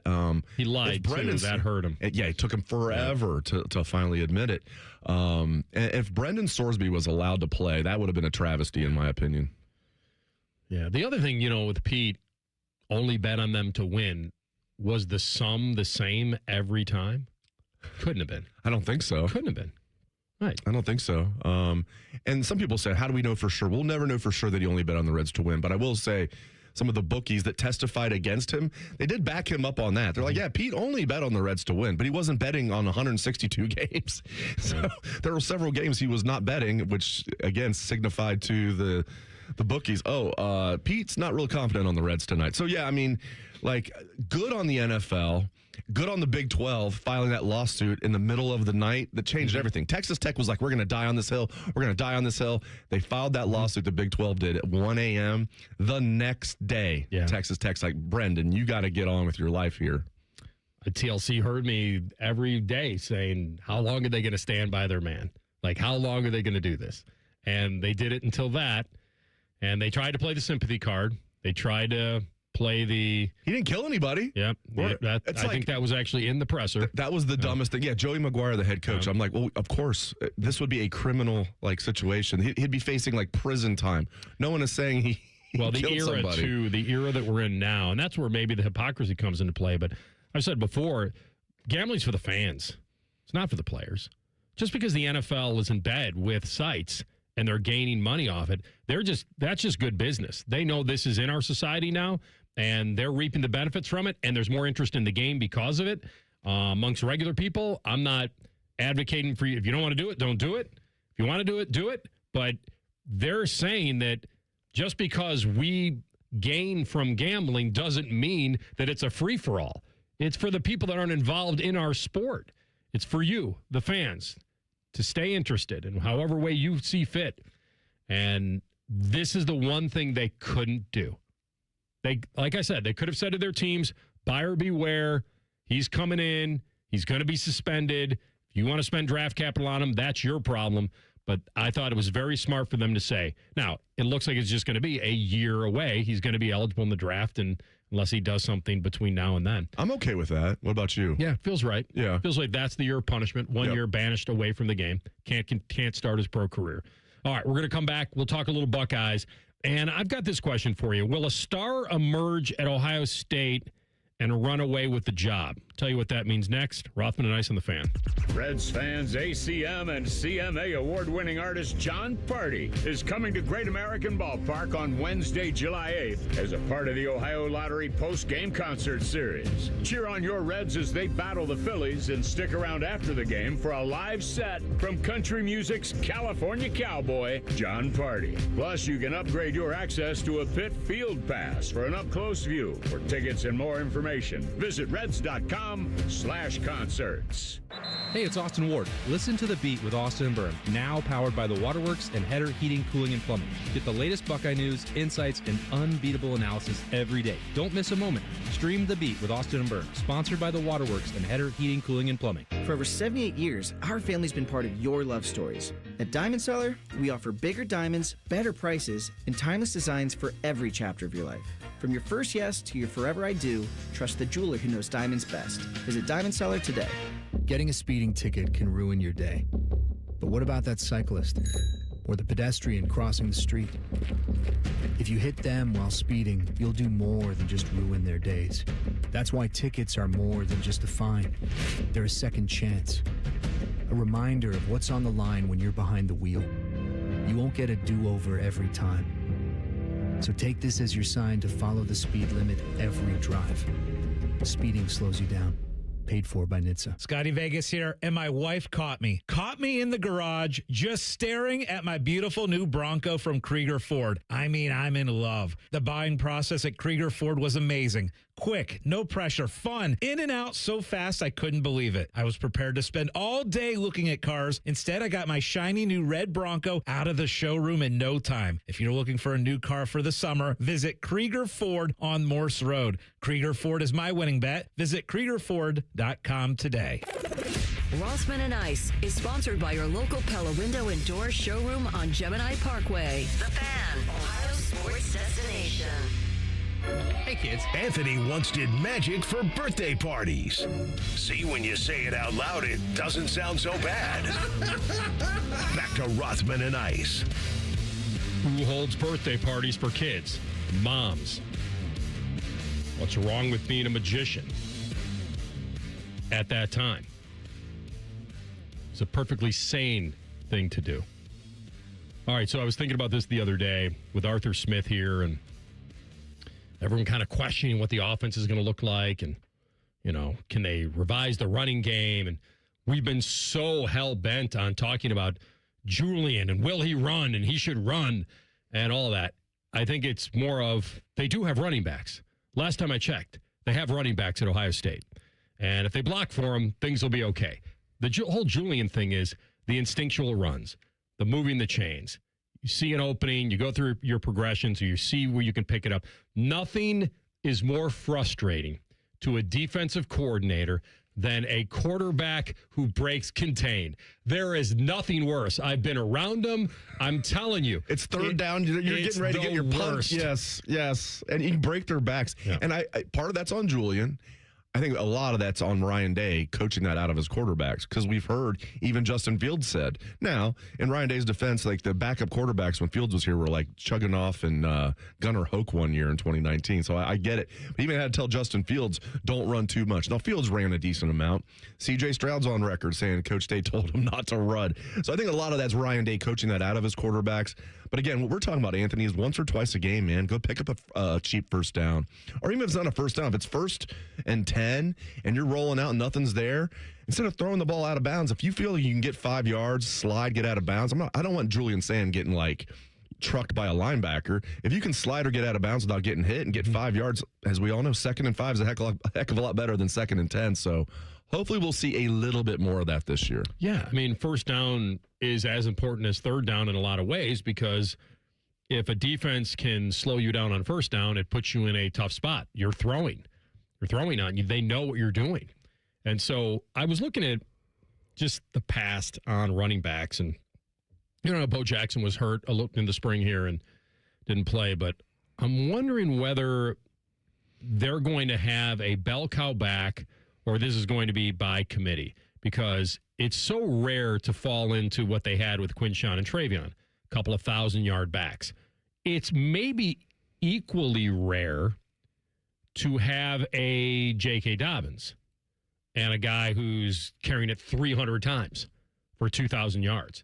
And when you have other guys, and he had Master Teague and Justin Fields ran a lot at that time as well, but they leaned into J.K.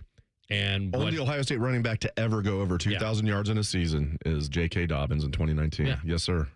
And to have 300 carries, I mean, it's an incredible workload. And I don't even know if a running back wants that anymore. Like Travion was more than welcoming to Quinshawn. It took a lot of the load off him. However, it's also most running backs want to be the man. And this year, Bo Jackson has a chance probably to be the man. And it's just started me thinking, are we going to have a 175 carry guy, or could he be a 250 carry guy? Do you ride him in certain games when the momentum's there? Like, how much are they going to help evolve him yet preserve him? Because I could see him being a J.K. Dobbins type, but I don't even know if it's necessary. It's not necessary this year. He's going to be somewhere in between. I think it would be closer to bell cow than committee. He'll definitely be the starter. There's only been 5 true freshman running backs to ever go over 1,000 yards at Ohio State, and he's one of them. And they've all turned out really well. So I am very bullish on Bo Jackson, but Isaiah West is going to play. I was impressed with Jacoby Jackson a lot in spring. He got all the first-team reps. He's a 7th-year senior, which is going to be a thing of the past now with the 5-to-play-5 rule. They actually have 2 7th-year seniors with the tight end, Hunter Welsing, also on the team, the transfer from Northwestern. Jacoby Jackson's going to play, and I think Legend Bay, maybe not a lot early, Anthony, and they'll move him around. He'll be maybe a little bit of a, can play a little wide receiver, can be like an H-back type, but he's in the running back room. Legend Bay's going to play as a true freshman. So those other 3 backs are going to play, but Bo's going to be the man. I mean, he rushed for almost 1,100 yards last year, averaged 6.1 yards per carry. He's added weight. He is going to be better as a sophomore than as a true freshman. I think it's reasonable to assume that. So, but yeah, I don't think he's going to get 250 carries, but he will get over 200. I would guess somewhere around 225. And obviously, we know it depends on how many games they play. Do they get deep in the playoffs? Do they, That's assuming the they make the point about preserving guys. And Ryan Day is really that's at the forefront of everything he's thinking is trying to preserve the guys. And maybe he went a little too far with that last year with the slow pace of play. Then all of a sudden you get behind against an Indiana. You got to play catch up. Not that easy. You get behind against Miami. You got to play catch up. Not that easy. So I think they're going to have a little bit more tempo this year. It's definitely going to be a somewhat of a committee. But again, I think Bo's going to be closer to a bell cow than just the starter of a 4-man committee, if that makes any sense. Yes, it does. And he's good enough to force other guys to transfer. Like, he's that good. Like, I think guys know. Like, don't take it from us. Like, take it from the guys that are in the room. Ask James Peoples. Ask guys that, that know, that are around it. Like, kind of know. And then they know the plan that the team has for him. So I do think that he burst onto the scene. It wasn't long before you kind of knew. Now, at the end, he was playing better defenses. The offensive line was a little overmatched at times, certainly against Indiana and Miami. And he was not good in pass pro. And he was not. Yeah. And so it's kind of like? It's kind of like having a bad free throw shooter on the court in crunch time.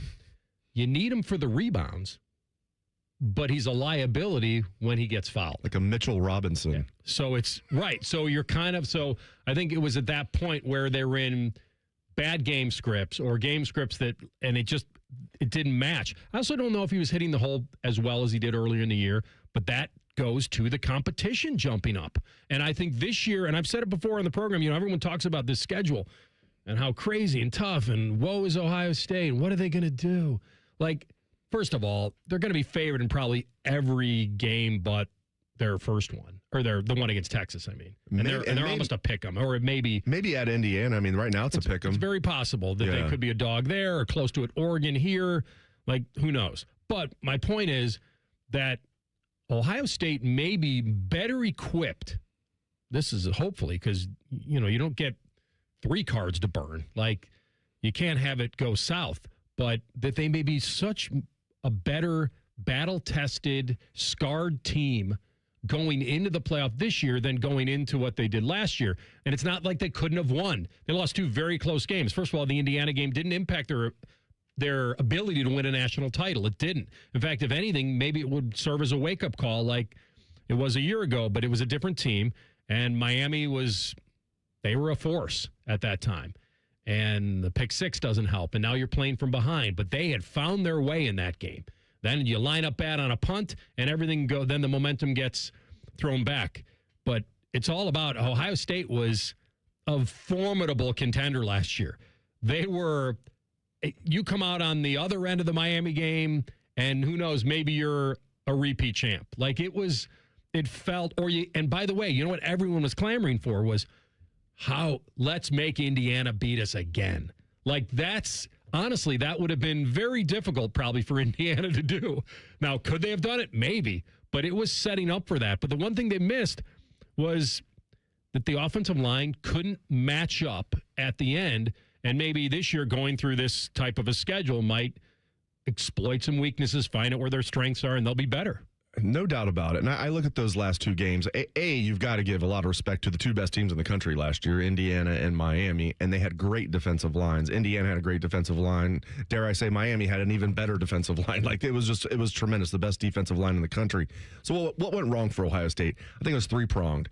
Yeah, some of it was on Julian. A lot of it was on the offensive line, in my opinion. But Julian deserves some blame, too. I think he's getting too much flack. He went from a guy that if they won the Big Ten championship game and he played better than Mendoza, he would have won the Heisman. That's how close he was. Now, that didn't happen. But the offensive line was getting their butts kicked against fantastic defensive lines. And then I think coaching played a role in this. The Brian Hartline timing could not have been any worse. I don't think it's any one factor. I don't even know how I would weigh it. I'd probably weigh mostly it was on the offensive line. But like the upheaval with the offensive coaching staff and having to kind of play musical chairs there. Julian wasn't playing well. If you want to throw in Bo not being a good pass protector, like there were myriad factors. But I'm bullish on this team this year. And Bo Jackson, you looked at, I mentioned earlier, only 5 true freshman running backs have ever rushed for 1,000 yards at Ohio State. Here they are: J.K. Dobbins, Maurice Clarett, Travion Henderson, Robert Smith, and Bo Jackson. So if he ends up, as good as like J.K. Dobbins or Maurice Clarett, Travion, I know Maurice was only here 1 year, but my goodness, what a tremendous year. And Maurice ran for almost 1,300 yards that year, Anthony, and was playing half the season with like a shoulder that was hanging by a thread. So Robert Smith didn't play in that Cincinnati game. He didn't. Yeah, they almost lost that was another one. He had a torn meniscus, missed 1 game. Missed 1. Then he hurt his shoulder against Wisconsin toward the end. Had to deal with that. I think he might have missed 1 more game after that. And, is Bo Jackson going to be like a 1,500-yard back this year? I don't know, but I'm very bullish on him. So in conclusion, he's somewhere between J.K. Dobbins' great year and his own year last year. So the over-under on Bo Jackson this year would be 1,500.5 yards. I would take the under on that just because of the other running backs, of course, and the teams they play. And that's a great point. And you probably want to get the ball to the best player in college football a little bit. You might want to throw the ball to number 4. Well, he got it almost 90 times last year. He did. Yeah. He did. I would. Over 100? My goal would be to get Jeremiah Smith 100 catches this year. Yeah, that's right. Yep. All right, we're going to come back and we'll hit you with this. The best hockey player in the world may now have the most controversial coach in the world. You'll hear what he had to say about it next. Rothman Ice and the Fan. A lot of hosts have been on our airways in the past 30 years. Some good, some bad, some really bad. Anyway, sorry for that. The Fan. Common Man and Timmy. Voted America's dumbest show by Marconi voters. Common Man is a Columbus radio legend. And by legend, I mean it's a miracle he hasn't been fired yet. And Timmy is, well, Timmy will complain about anything and everything. And he kind of looks like a woman. Giggity, giggity, giggity. So there's that. Common Man and Timmy. Sponsored by Hinderer Motor Company. Weekday afternoons from 3 to 6 on The Fan. Hey, Columbus, buy a new Ford at the same price of Ford employee pays.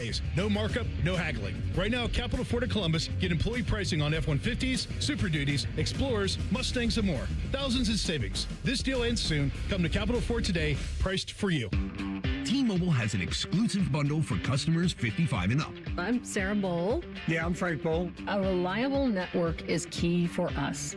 And with T-Mobile, it's been wonderful. And going to the 55-plus plan saved us so much money. A lot. And that's important. Trying to keep costs down. The home internet's been perfect. It's fast, it's quick. The setup was so easy, it took less than 15 minutes. It was like, If you want simplicity, coverage, reliability, you want the whole package, T-Mobile has it. Right now, T-Mobile customers 55 and up can get 2 phone lines on America's best network, plus America's fastest 5G home internet for just $30 each. $30 per month each line with autopay plus taxes and fees. Minimum age 55. Pricing for home internet rely on 2 lines of Essentials Choice 55. $35 connection charge per line required. Best mobile network and fastest 5G home internet based on analysis by Ookla of Speed Test Intelligence data 2H 2025. All rights reserved. Take strokes off your game by taking pounds off your frame with Awaken 180. Increase flexibility, strength, and endurance.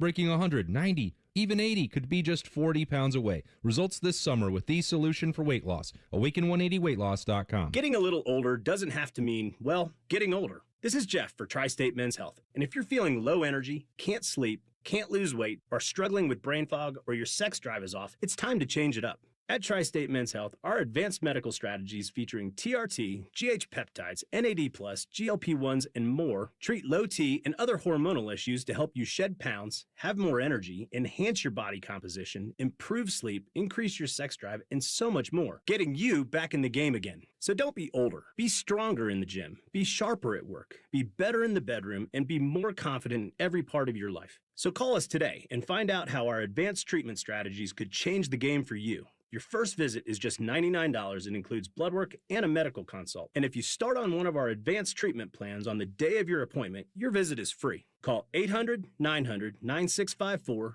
go to tristatemenshealth.com. Feature therapies are compounded and have not been evaluated nor approved by the FDA. Provider prescription required. See website for details. When it's too hot to go out, it's definitely too hot for your AC to go out. The Waterworks Heating and Cooling Pros are here to help. We offer fast repair and AC replacement for any cooling system when you need it. Plus, we're a premier Lennox dealer and can install an energy-efficient system for a great price. Call the Waterworks at 614-232-2222 or visit us online at thewaterworks.com. The Waterworks. Better care, better value, better results. The lot is full and the deals are on. Let's get it started. At Lindsay Honda, we're kicking off the summer by giving you cash for your clunker. $3,500 minimum guaranteed for qualifying trade. Trade up to a new 2026 CR-V LX all-wheel drive CVT. Now just $339 a month. Or just $259 for a new 2026 Civic LX CVT. Let's get it started. Cash for clunkers is back at Lindsay Honda. Visit lindsayhonda.com for details. All your favorite fan shows are on YouTube. Along with those fake YouTube ads like Chew This Gum and It Grows New Teeth. Experience the splendor of Bo sitting in his closet, Timmy Hall's gouty gold chains, and Matty Ice wearing a coat in 90-degree weather. It's all there. Head to YouTube and subscribe today.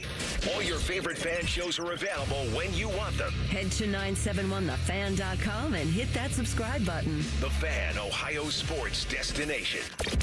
You have to understand you're listening to Rothman Ice 97.1 The Fan. It's indubitable. Thank you, sir. All right. It's nice when you can throw Frank in a closet and say, hey, do some things. And Come that's out with when Anthony realized that Frank was the funniest man in the world. That's right. So, I mean, this guy's living up to his name. Pun intended. I mean, it's the question he got at the presser, pun intended. Like, I'll give him the Olympics, but I've argued that in Detroit he underachieved. 1 cup. He was loaded, absolutely loaded every year. Datsuk, Zetterberg, Lidstrom, go through the whole team. He went to Toronto, he did nothing. I think he's smart. He knows hockey. He's too smart for his own good half the time. And he plays games with players he doesn't have to. Now, they can't make this hire, Edmonton, without the approval of Connor McDavid and Draisaitl. They just can't. And it's a little bit like Torts. Just when you thought he was out, pulled him back in. And Edmonton has to win. And they don't care about PR. They don't care what happened here or what may have happened here. And Zach Hyman played for Babcock in Toronto, so I'm sure and it's one of those things that it's not like Edmonton should be this desperate. Now, I know they want to win, but you can't go to the Cup final a couple years and barely miss and think that you're just a nothing team. Like, Knobloch did a great job for them. It's one of those that they want either it's just not good enough. And whatever the culture shift in Edmonton is, McDavid is welcoming Mike Babcock's style. Now, his style is demanding, and maybe he can't reach into his old bag of tricks again. He's not going to do the old plug in the cell phone deal. And he's not worried about, ticking off some prospect or somebody because he's got the ultimate seal of approval. He's got Connor McDavid. And so Connor McDavid is on board, and this is what he wants. A no-nonsense, old-school guy who will hold the best players accountable. And I guess McDavid and the rest of the Oilers leadership group got their wish. Will it be fun? Who knows? It could be crazy. There'll be a lot of people rooting against them now because of Babcock. And I don't know if he's the wrong guy. Maybe, now he hasn't coached in a long time. He never got to coach us. And I know he's playing that card there was a lot of disunity. Well, I think you created a lot of it yourself. But anyway, here's Connor McDavid on having Mike Babcock as his head coach. Because it's different. It's something that we've never had in Edmonton. And we've had a lot of coaches come through there, and they've all been great in different ways, and they've all failed in different ways.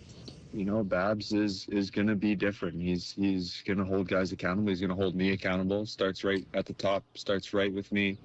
And I want him to do that. It starts with Leo, and it moves on down to Bush and Heisey and Nuge and everybody. And we want him to be hard on the top guys.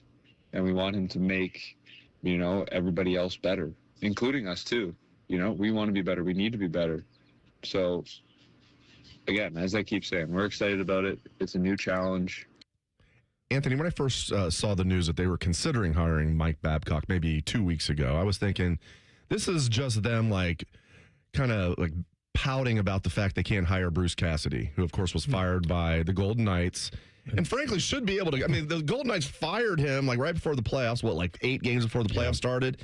And now because he's under contract, he can't coach unless the Golden Knights allow him to, and they're not allowing him to. So I thought this was just the Oilers pouting, saying, okay, you're not going to let us hire the guy we want. We're going to hire the most toxic guy you possibly can think of. But no, it wasn't that. So this is going to be fascinating. I don't know enough about I know what happened. Some people think Babcock got a raw deal here in Columbus. Some people thought, no, this absolutely had to happen. My take at the time was I leaned more toward, even though I didn't know the whole situation, it probably needed to happen. I mean, the NHLPA came in, and it all started with this Spittin' Chicklets podcast where they that was part of it. Bizinet and Whitney. Broke the news on that. And was it Fantilli? Was he the main guy? Allegedly? That's never been publicized. Because I know Zach and the veterans didn't have any problem. Well, Zach came on with us during that time, and he, a lot of these guys were trying to keep it together, because the Jackets wanted to keep it together. They hired the guy. We're not going to, can we get past this? I think was the mindset. Can we all get past this?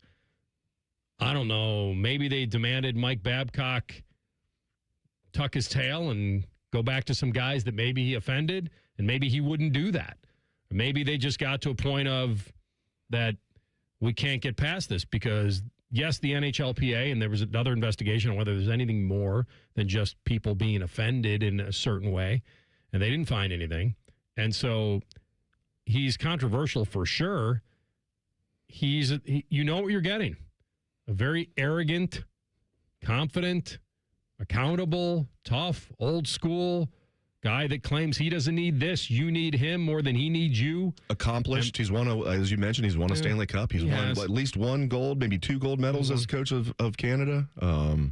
So very accomplished now.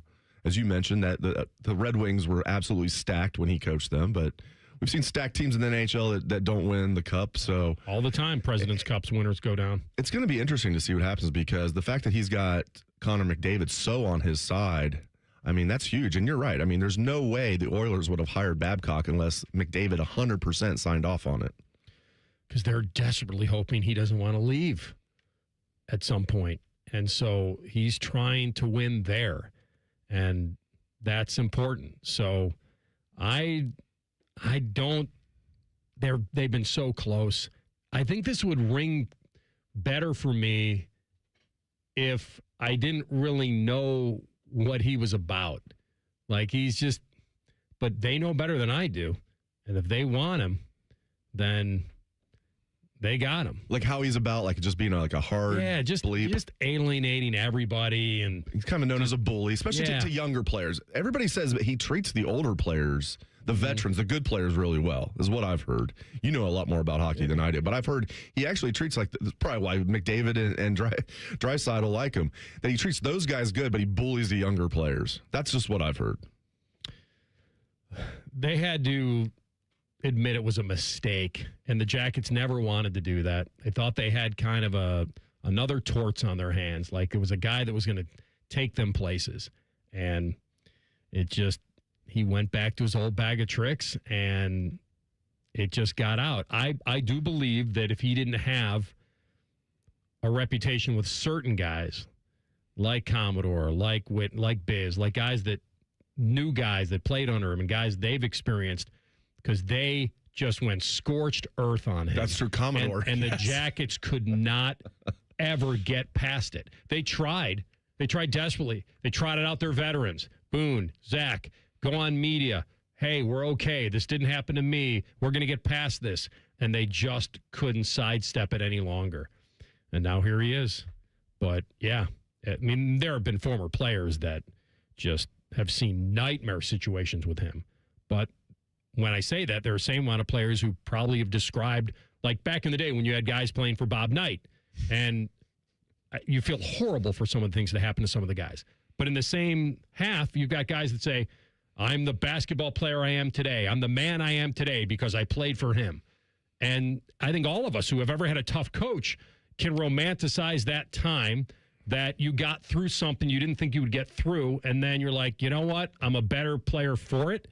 But, man, he is a wild combination of all of it. We're going to come back with a deep dive. We did have Don Waddell on earlier today, and we'll recap what he had to say about Zach's future next.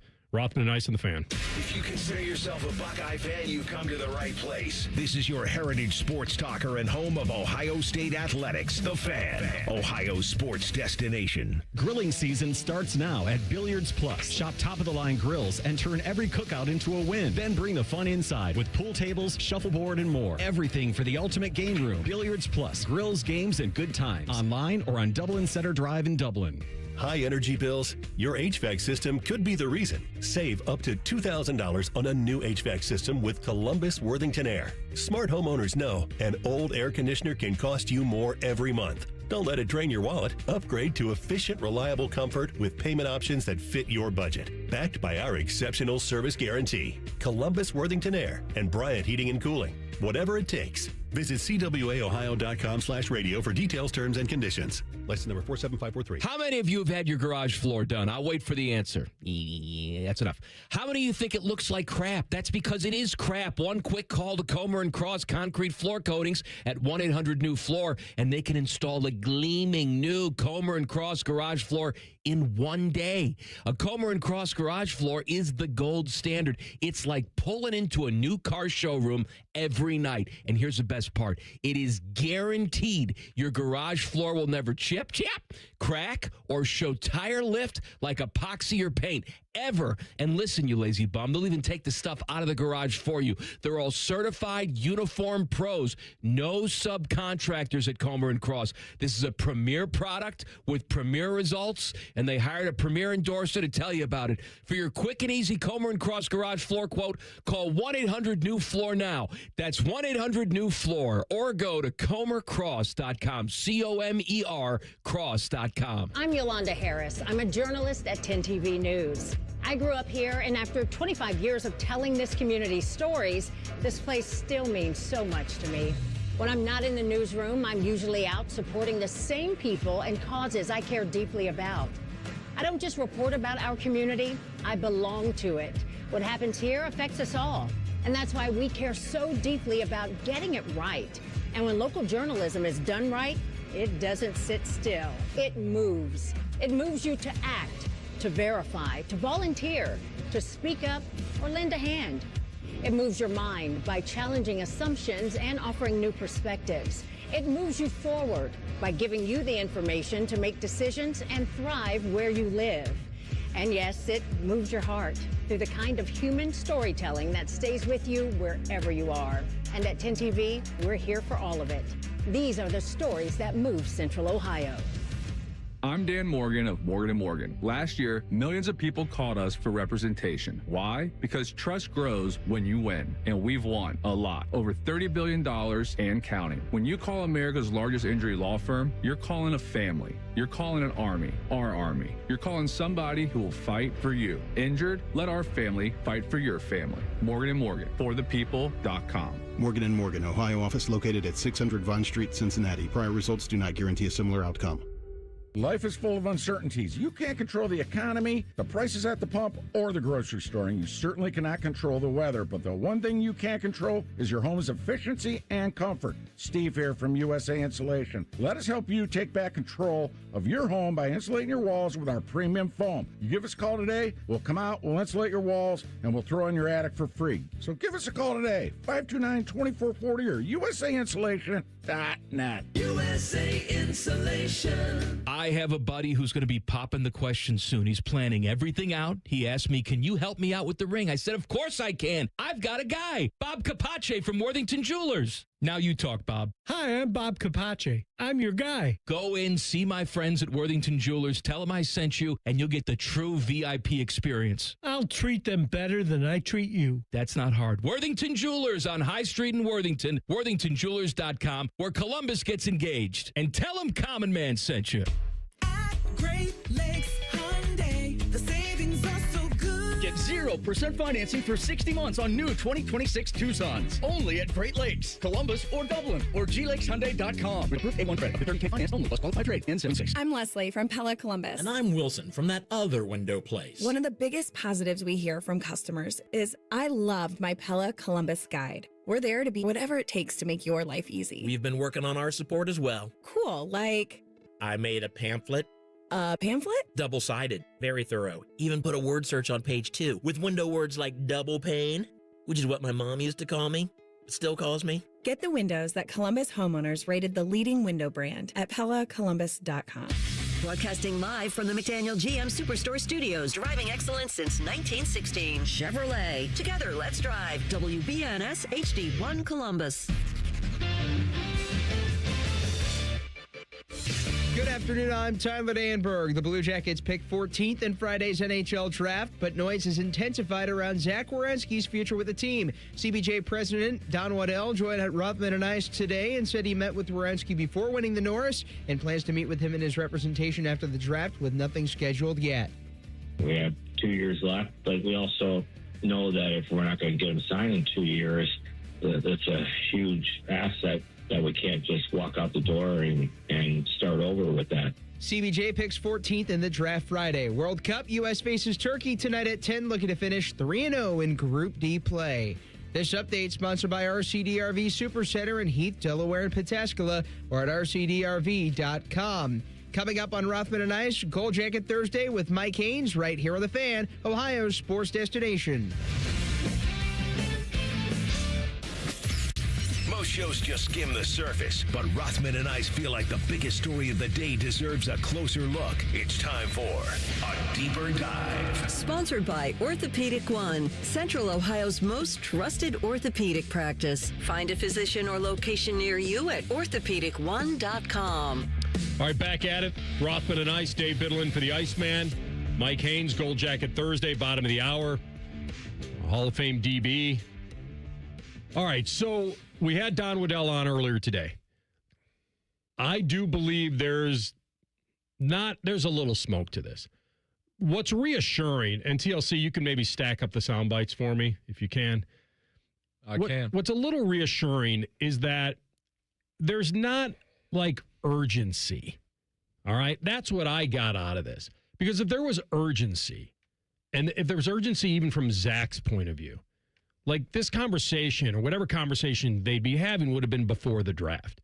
Because if you could start stacking up and calling San Jose and getting 2 and 9 and whatever I know he didn't want to trade players for picks, but if you start getting a haul that includes some top end dudes and Stenberg and all these guys that are in the top part of this draft, then I think that meeting or whatever meeting he wanted to have would be before the draft.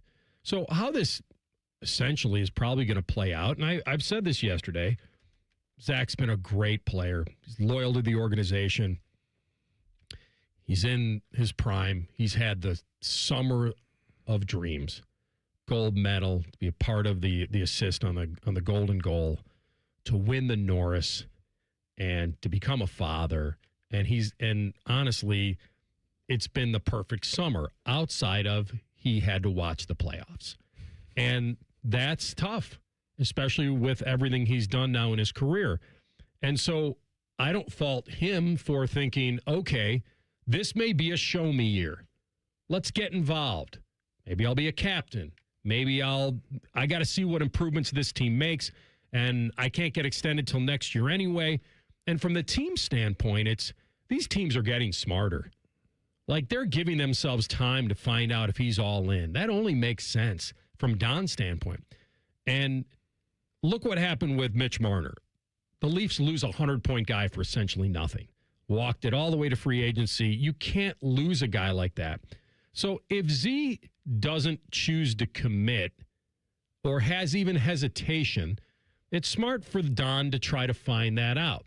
Because these things don't happen in a week. Like Maddie and I were talking yesterday. He's like, I trade him right now. I'm like, okay, you can, but you've got to give others a chance to get their ducks in a row to make a big offer. You want to create a bidding war. You could get a haul. He admitted that. You'll hear it in a second. Like you could admit that both things can be true.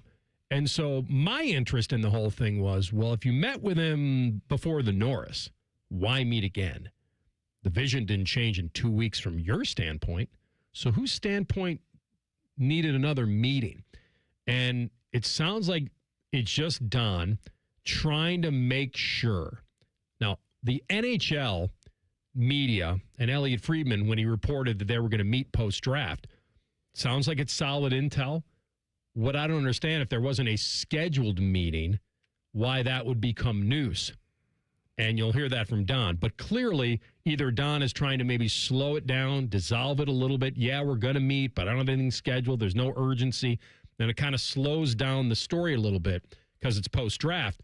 But you have to admit that there really wouldn't be any reason to meet again if you just met.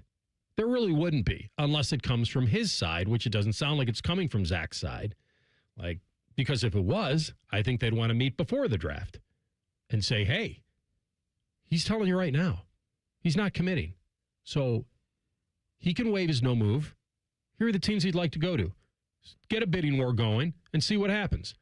Doesn't sound like that's where this is headed. So that's why it was important for us to have him on today, because there's been a lot of smoke. I don't think he reassured, but I also didn't think he gave out the opinion that Jacket fans should lose their minds over it. So that's kind of the synopsis of what I got from our 10-minute call with him earlier today. So TLC, line some of these up and we'll react to them. All right, so let's just start here on if there has been a second meeting scheduled. Yeah, well, that got a little bit probably blown out because I have not scheduled anything yet. I said my plan was to meet with him as a representation after the draft, so we don't have anything scheduled yet, and we'll figure that out here. The focus right now in the next few days, the calls I'm taking on other deals that we've been working on, and of course the draft. So we'll get to it, and see where everybody is. And again, it's not a decision that comes lightly from either side, and we got an obligation here to try to keep moving forward, and we'd like to move forward with Zach, and we try to make sure we're all on the same page as we try to do that. The good news is they don't have to do anything now. Zach's under contract for 2 more years, as we know. They could let this season play out and then trade him next offseason or sign him. And the problem with that, obviously, is right now, if you're gonna trade Zach right now, the value is the highest it's going to be. You have him under contract for 2 more years. He's coming off the Norris Trophy. I mean, if you're going to trade him now, would be like the best time. But hopefully everything gets resolved. My gut feeling is Zach's going to be a Blue Jacket for life. But as you mentioned, Anthony, there's definitely some smoke here. Definitely. I think I'm sure Zach, if I had to guess, I shouldn't say I'm sure. If I had to guess, I bet Zach is somewhat torn. We know he loves Columbus. And he would love to see the Blue Jackets put together a great roster. At the same time, he just won gold, and a lot of his teammates on that team have either already did force their way out of their previous team or have since then. So I'm sure he's seeing that. That's playing a role in this. But my gut feeling is everything's going to get taken care of eventually, and Zach's going to be a Blue Jacket for life. Maybe that's wishful thinking, but that's my gut feeling. That comes with the results. I can't see a guy in his prime as good as he is just throwing caution to the wind and saying, okay, I love it here so much. I think he got a taste of winning. I think he saw Kachuk. I think he's seen Larkin. I think he saw Quinn Hughes, who had about a year and a half left, and Vancouver got a haul. So you can see this USA Hockey alum kind of meeting or being together, and you can start connecting the dots. People have done that. It's the same thing that happened kind of with like LeBron and those guys when they went to the Olympics, and they were like, oh, and then Dwayne Wade and Chris Bosh, what if we all played together? And like, when you're in the prime of your career though, Dave, the window can close quickly. Oh yeah. And the only beef I think he would have, or maybe this is a legitimate beef, is all the coaching changes. Because they had a run with Torts and Lars and Shazi and those guys. Like they had, that's the only run he's had. And so his next contract's going to be a big one anywhere. And the question he's got to ask himself is if this is going to be not mediocrity, but if it's going to be always a challenge just to get in and feel like I don't have a chance to win a cup here. This would be kind of the show me year, the year, because you can't blow your career as much as. Like, I don't think he'd want to do that. I think he's just too competitive. He's too good of a guy. He's got so much to play for and try to experience. And as an all-star, who's coaching us long-term? Like, he's got legitimate questions. And Don's going to have to try to put a team around him, and you can't nickel and dime that. So that's kind of where it is. What else you got? How about, you referenced it earlier, his current value and weighing the long-term options? I'm sure that teams will be lining up if we get to that point. We just have to see where it goes because nothing says we have to do anything. We have 2 years left, but we also know that if we're not going to get him signed in 2 years, that's a huge asset that we can't just walk out the door and start over with that. So it's something that we have to discuss, and I think the agent I know well, and he's pretty open about things. So we'll get to where we need to get to here in a very short period. I could be naive, but I think the best thing that came out of today's conversation was that he's not getting shipped now. He hasn't. I asked him even if he had requested. He said no.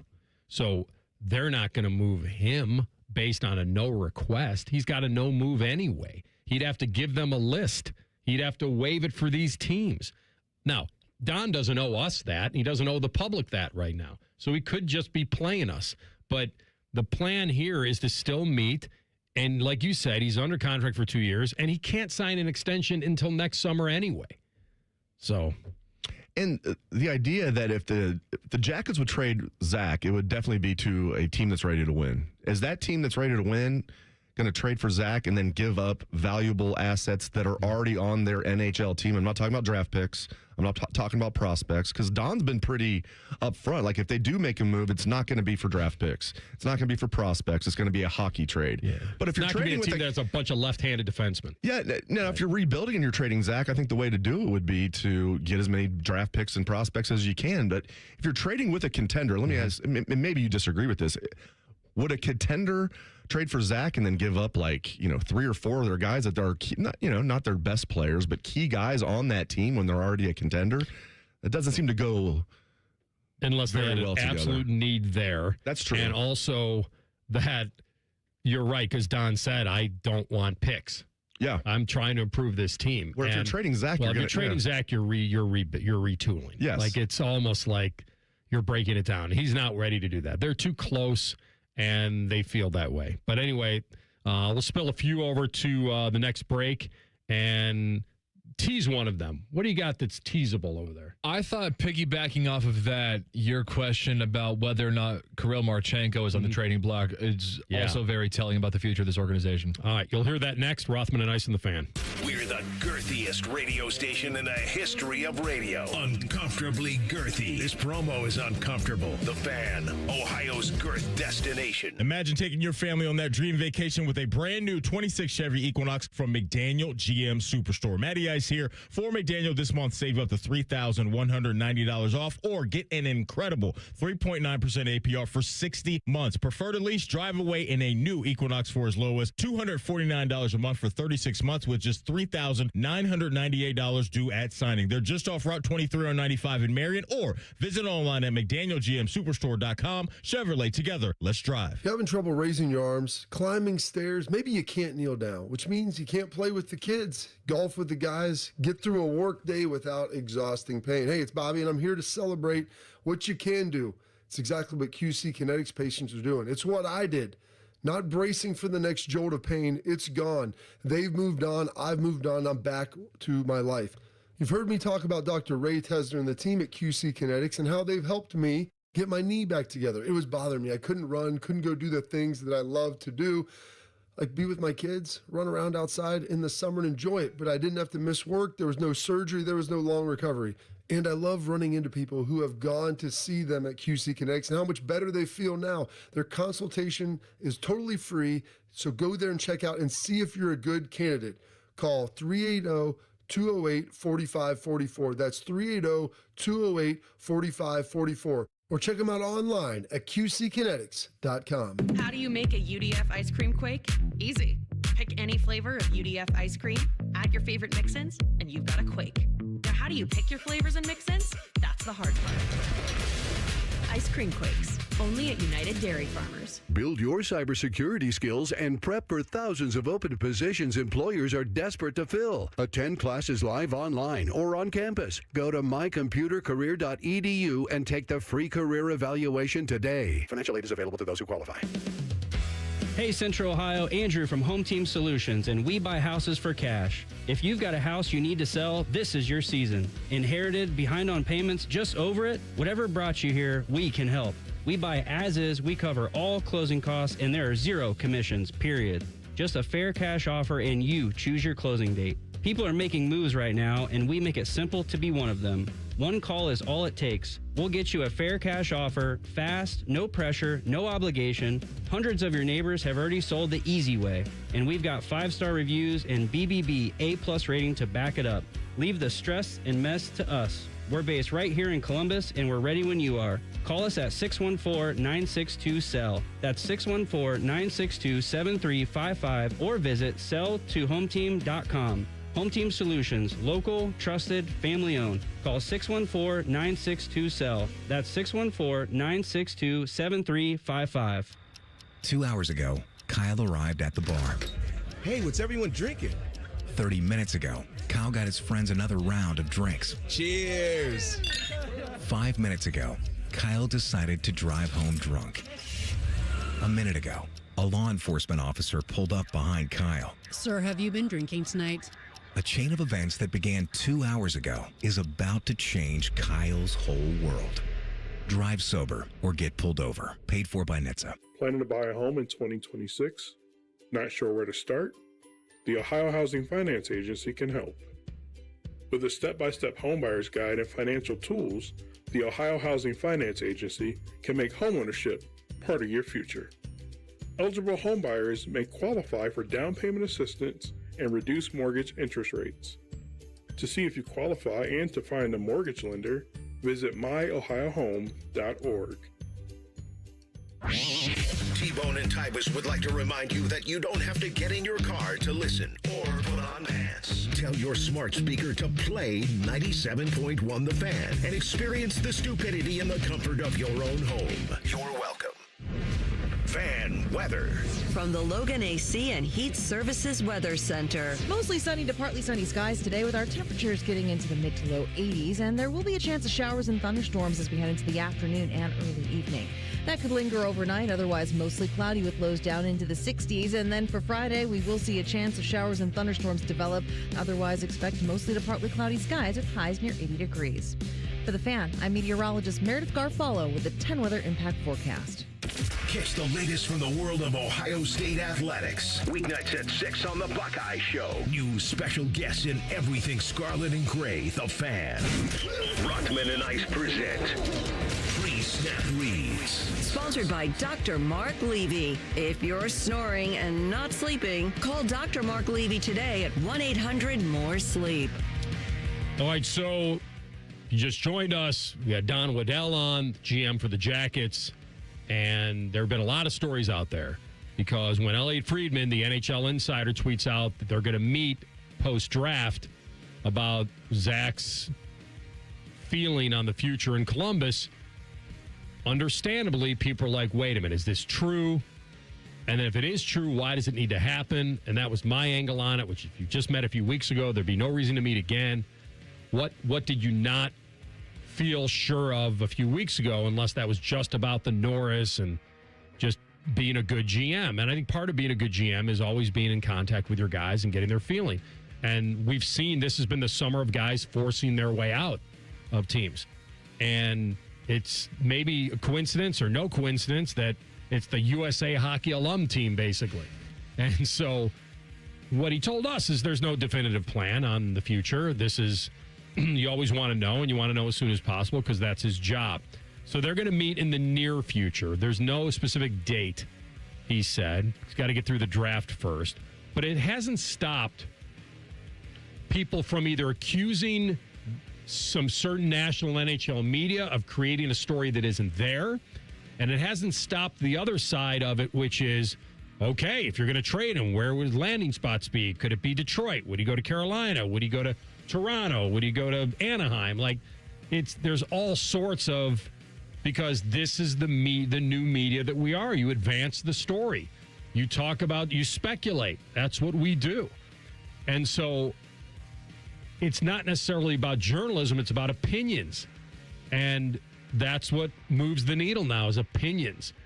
And so my opinion of the Zach situation is that it's good that this didn't happen before the draft, that they didn't have to meet now because Don would think, okay, well, maybe I ought to try to look into this draft. But Don told us this is me reading into it. If this is going to happen, we're going to know. He's going to do right by us by letting us know. And we're going to create a bidding war. We're going to use a great player to get a haul in return. We're not there yet. I don't think we're going to be there until after this season. And we see how it plays out. We see what improvements. We see who's coaching the team. Is Rick staying, going? Is he dealing with another coaching change? Have they taken another step? Did they make the playoffs? Are they going to make a run? Whatever is going to happen. Now, those are all big ifs, and I'm sure Zach is willing, this is my guess, to see if some of those ifs play out positively. But I did go further with the trade talk because he's certainly trying to help this team. And, Marchenko is one of his great scorers, and there's a future there, and people are calling about him. Yeah, I've gotten calls. I have not made any calls on Marchi. I've gotten calls, and my job as a GM is to listen to offers. And, we've had a few that aren't even close to what he means to our hockey club. So, he's an important player to us also, or, our leading goal scorer the last few years. And, I said, our job is, if we have a chance to make our team better, we got to look at it. But in his case, I think it's going to be hard for somebody to come up with something better than what he is. Again, you can get a lot of pieces in deals like that, but when you trade the best player in a deal, you never really win the deal. I think that's the perfect attitude, because you'll hear sometimes GMs or directors of player personnel say things like, this guy's completely off the table. Maybe you should at least listen, even if you think it's 99.9, he's off the table. What's the harm in at least listening to the offers? They don't want to trade him. Why would they? He just told you. He's been our leading scorer for 3 years. He's awesome. And he's 25, I think. So he's got to be mentioned. What he said was correct, which is that I'm not in a rebuild. I don't need to trade him. We're not a washed-up team. We're close. And I think that's why he would be in some ways untouchable unless the Godfather deal comes to the table. So they're going to listen. You never slam the phone down, and the deal's big enough. Okay, maybe. And why wouldn't other teams ask for him? He's got a great shot. He's one of those guys, you can't teach that. And if he's got 40 goal potential, then you'd keep him. So that sounds like Marchie's staying put. So that's good. Did we max out on it? No, we got a couple more here. Right. Let's do... you mentioned the show me year. Mm-hmm. You brought up, is this a show me year to Zach? On Zach Werenski's side of things. Well, winning always helps everything, right? Let's face it. We've made big strides the last 2 years, but we still haven't got the ultimate goal of getting into the playoffs. So, that's our goal when we start the season, obviously, is put ourselves in a position to compete for the Stanley Cup. And, you can talk to players forever, and players want to be parts of successful organizations. So, certainly, that would be a big step in our favor if we can make the right moves to put us in that position to take that step. I mean, it's right. It's real. The problem in the East, I mean, it's been so tough. I mean, I mentioned this the other day that the Vegas Golden Knights would have been eliminated if they were in the East. They wouldn't even have made it. They made a run to the Cup. So it's been tough. And when you're a 90-plus point hockey team and you're on the outside looking in, it's tough. And the collapse was tough. And they hadn't gone through that last year with Rick. All they were doing was winning. It was incredible. And when they started to slide in crunch time, they had nothing really to reach back to. We've been through this together. No, they hadn't. When he jumped in, all they were doing was winning. And they lost to some good teams down the stretch, and they let leads get away, which sucked. And that's the beginning of the end. But I think Zach is one of those guys that certainly likes it here and would love it to work here and is probably going to give it another year, is my guess, to see what improvements they make. If this was Zach needs to meet with you because he wants to let you know now he wants out sooner than later, this meeting would happen. It would have been before the draft because you would have wanted to include all your possibilities. And so the fact that this is somewhat scheduled after the draft, it makes sense that everybody stay connected. I don't know how this got out because if it wasn't unless Don is downplaying it now, that it was scheduled, but now it's kind of like floating because let's not create a storm. That could be going on, but I think that Jacket fans, while they weren't like completely reassured by Don pouring water on this story, saying there's nothing to it. I don't know why. I mean, he's one of my great players. Of course, I talk to him all the time. He loves it here. Like, since he didn't say that, I don't think you can go all in on feeling great, but you also feel probably pretty good that it wasn't an urgent meeting that needed to happen. I'm disappointed, Anthony, that we're not having the conversation this month about, which I was hoping we would have, is are the Blue Jackets going to package a bunch of picks and prospects and go get a star? That's what I was hoping would happen. And obviously it would take a lot more than the 14th pick this year. That's why I said in addition to a player and prospects, additional picks. I mean, give up 3, 4 first-round picks. Do something like that to bring a star here. That's what I was hoping we'd be talking about. Well, we'll find out. Draft's tomorrow. Maybe he'll swing something. All right, we'll come back in 2 minutes. Mike Haynes, Hall of Fame defensive back on a Gold Jacket Thursday. Rothman and Ice and the Fan. When it comes to your roofing, siding, or gutter needs, call Newman Roofing. 614-NEW-ROOF. NewmanRoofing.com. Scotty Vegas here, and my wife caught me in the garage just staring at my beautiful new Bronco from Krieger Ford. I mean, I'm in love. The buying process at Krieger Ford was amazing. Quick, no pressure, fun, in and out so fast I couldn't believe it. I was prepared to spend all day looking at cars. Instead, I got my shiny new red Bronco out of the showroom in no time. If you're looking for a new car for the summer, visit Krieger Ford on Morse Road. Krieger Ford is my winning bet. Visit KriegerFord.com today. Join T-Bone and Tyvis mornings on the Fan for Football, Food, and Fun, featuring T-Bone. Now, when you were talking about the football stuff, I was listening, but when you said Waffle House, I leaned forward in my chair. And national champ Tyvis Powell. I was staring myself in the mirror for a good 10 minutes today looking at it. Where they solve all the world's complex problems. We're not putting the toothpaste back in the toothpaste container. Sponsored by Capital Ford of Columbus. Football, Food, and Fun with T-Bone and Tyvis. Weekday mornings from 6 to 9 on The Fan. Your plate is full every morning.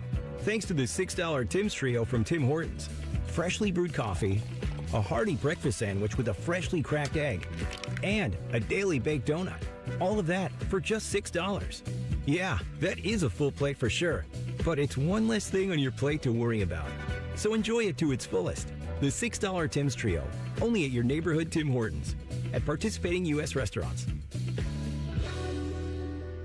If your garage door opener works, as long as you whisper to it nicely and very carefully press the button.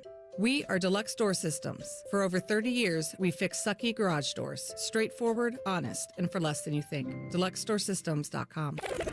Rothman Ice is sponsored by your local Pella Window and Door showroom on Gemini Parkway. The Fan, Ohio sports destination. Rothman and Ice present Gold Jacket Thursday. Presented by the Pro Football Hall of Fame.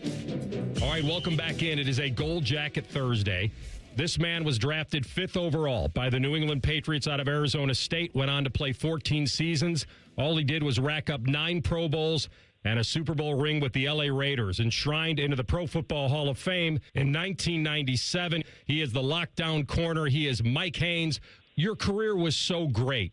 Did you think that this was always going to happen? And when it didn't happen right away, how did that make you feel? No, I didn't really think that it was going to happen, but it was a goal. And so my goal really started in college. I mean, if you really go back to my career and start when I was a kid, in high school, our team was not that great. But I was fortunate enough to play in an all-star game in the city of L.A., and I was covering a guy at another school who everybody was there to see, and he only caught one pass, and it was for 6 yards. I didn't know anything about the guy. I had no fear of him at all. I didn't know anything about his speed. But when I saw him, he looked like a running back to me, but just tall.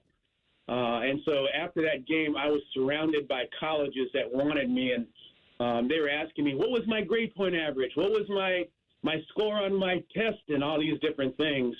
And I didn't even know anything. I didn't know my GPA. I didn't know. I hadn't taken the test yet. And so that inspired me to get that stuff done. I was very fortunate to get a scholarship to Arizona State. When I got there, all the guys that were on the team, they were all like state champions or city champions or co-champions. I wasn't on any championship football teams, and I had to prove myself. And so I think that really inspired me. Your rookie year with the Pats, almost Hall of Fame worthy. Like, it started you on this path. The 8 picks, the fumble recoveries, the punt returns, the touchdowns, defensive rookie of the year. Why do you think your transition to the pros was so successful right away? I think it was because, one, I didn't feel like I was going to a great team. I felt like I was going to have to really work my butt off to help this team be great. And so we had guys like Russ Francis, who was one of the best tight ends to ever play in the National Football League. We had Sam Cunningham, who had gone to USC, and he was a great running back in college, but he was more known for a blocker. But with the Patriots, he was a ball carrier. That dude was a tough guy to bring down. And we had great offensive line with John Hanna, Leon Gray. We had a great team on offense, and we had a great team on defense. And that defensive team was not getting the recognition that it really deserved. He is Mike Haynes. He is the lockdown corner Pro Football Hall of Famer. Pats and Raiders with us here on a Gold Jacket Thursday. You made the playoffs a few times, as you mentioned. You had talent. But what led to you wanting out of New England? Well, when I was drafted, Chuck Fairbanks was our coach, and I was really impressed with his coaching. And I think he wanted to continue to be our coach, but the owners didn't have the money to pay him. And so that was a bad sign for all of us. And that was the case for me as well. They couldn't pay him. They couldn't pay me. They couldn't pay other players. And so our team started to fall apart. And that's how I became a Raider. And I really think that I was one of the early guys who changed the way salaries were looked at. Everybody was looking at, defensive backs is just ahead of kickers and punters. They don't really have a tough job. I'm going, wait a minute. You tell me who has the toughest job in the NFL. I said, I think it's the corners. You know, wide receivers, they're fast. They got great hands. They got great quarterbacks throwing the ball. And defensive backs don't have that kind of help. So I think I'm one of the early guys who helped increase the salary for cornerbacks. I think you did. The fact that the Raiders had to sue the league and won and got you, and then you jump right in, and there's Lester Hayes, another lockdown corner. You guys together may have been the best pair ever. Wow, I'm glad you said that. I enjoyed. I can't even tell you how much I enjoyed playing with the Raiders because of the mindset. The guys that we played with on the Patriots, we all were just kind of starting to come into that mindset. But the Raiders had already been there. They already thought they were a great team. They weren't becoming a great team. And Lester, he was amazing. I studied film with him and some of the other guys, Mike Davis as well. And that would help me change my mindset. And so when we'd go into a game and I'd look like we'd be covering a team that had a great quarterback and a great wide receiver, Lester would say, I'm going to do this, I'm going to do that. I'm going, that's interesting. I never really thought like that. I never thought what I might try to do and stuff. And so I've watched him and learned a little bit from his mindset. And that helped me. In 1999, you were ranked 93 on the Sporting News list of 100 greatest football players. You were then ranked 49 on the NFL Network top 100 greatest players. He is Mike Haynes with us. The 83 Raiders beat Washington in the Super Bowl, a team they lost to earlier in the season, but you weren't there yet. You weren't technically in the revenge game because you didn't play the first one. Well, one of the things that most of the teams did back in those days is they played zone. They loved to play zone. Lester and I played bump and run. So now we're telling everybody that is at that stadium or watching that game on TV, this is man-to-man. We're going to play man-to-man, and we're going to shut our man down. He's not catching anything. And with that attitude, we were able to play really well, and our safeties were able to play really, really well. And that changed things. And so Lester and I were able to shut down the other teams' wide receivers and a quarterback who took a chance and would throw the ball because the guy wasn't open yet. He would throw the ball, and we would have a chance of catching the ball just as much as the wide receiver. Art Monk, Charlie Brown, Alvin Garrett. I mean, that was an amazing Washington team, and you guys just took them apart in that Super Bowl. What was it like playing for an owner like Al Davis, who was also, I believe, the general manager? It was a lot of fun because he would actually come out to the practices and he would say stuff to us, you know. Like when I was on the Patriots, if the owner was watching us practice, he was watching from the building, looking out the window. But Al would be on the field, walking up and down the sideline, or he'd be in the middle of the field. And sometimes he would say something like, good job, you know. And I think him being out there on the field really made us practice and using all of our skills to show him we're good players. And we weren't holding anything back. We weren't going to let any receivers. Now, these are our own players, right? So a lot of times guys would let their own receivers catch the ball. We didn't. We didn't do that. And so only time we would let them catch the ball and when it was the offensive period. And then so Al Davis was great in terms of helping the defense just by being on the field. That was enough to get the best out of us. The Raiders' mystique of old had a rep of being dirty, right? Fair or unfair. Did you feel like that reputation was fair, that you guys could be at times a dirty team? And also how you fit in with that Raiders mystique, knowing what the great Matt Millen thought of you, thinking you were just this professional, gentlemanly guy. I don't know why they thought they were the dirty Raiders, but they all played to the whistle, and so if a guy was going down and the whistle hasn't blown yet, he's going to get hit again, even though he's already going down. But, they weren't hitting them once they were down. That's what I would call dirty. The Raiders, they like to gang tackle. They like to try and, make this guy think he didn't want to run the ball anymore. Like, he might carry the ball 30 times during the game, but against the Raiders, he did not want to carry it 30 times. We like to tackle. We like to cover. It was a big deal for us. But it was, every defense I've ever played in the National Football League, it was a big deal for. We always wanted to win on third down. We also wanted to win on first down. So if we could win on first down, then we can make that team throw passes on third down. And those were our two favorite downs. He's Mike Haynes, 46 picks, Hall of Famer, class of 97. I read you wanted to be a receiver, but I thought if you did want to be a receiver so badly, if you were playing in this era, my mind goes to that you may have left ASU to go to a program that would have let you play wide receiver. Yeah, well, I was going to leave ASU after my rookie year, my freshman year. My freshman year was the first year that freshmen could play on the varsity football team. And at Arizona State, they moved 6 freshmen up to the varsity, and I was one of the 6. And they moved me to free safety. And I didn't want to play free safety. I wanted to play wide receiver, but I wanted to play more than anything else.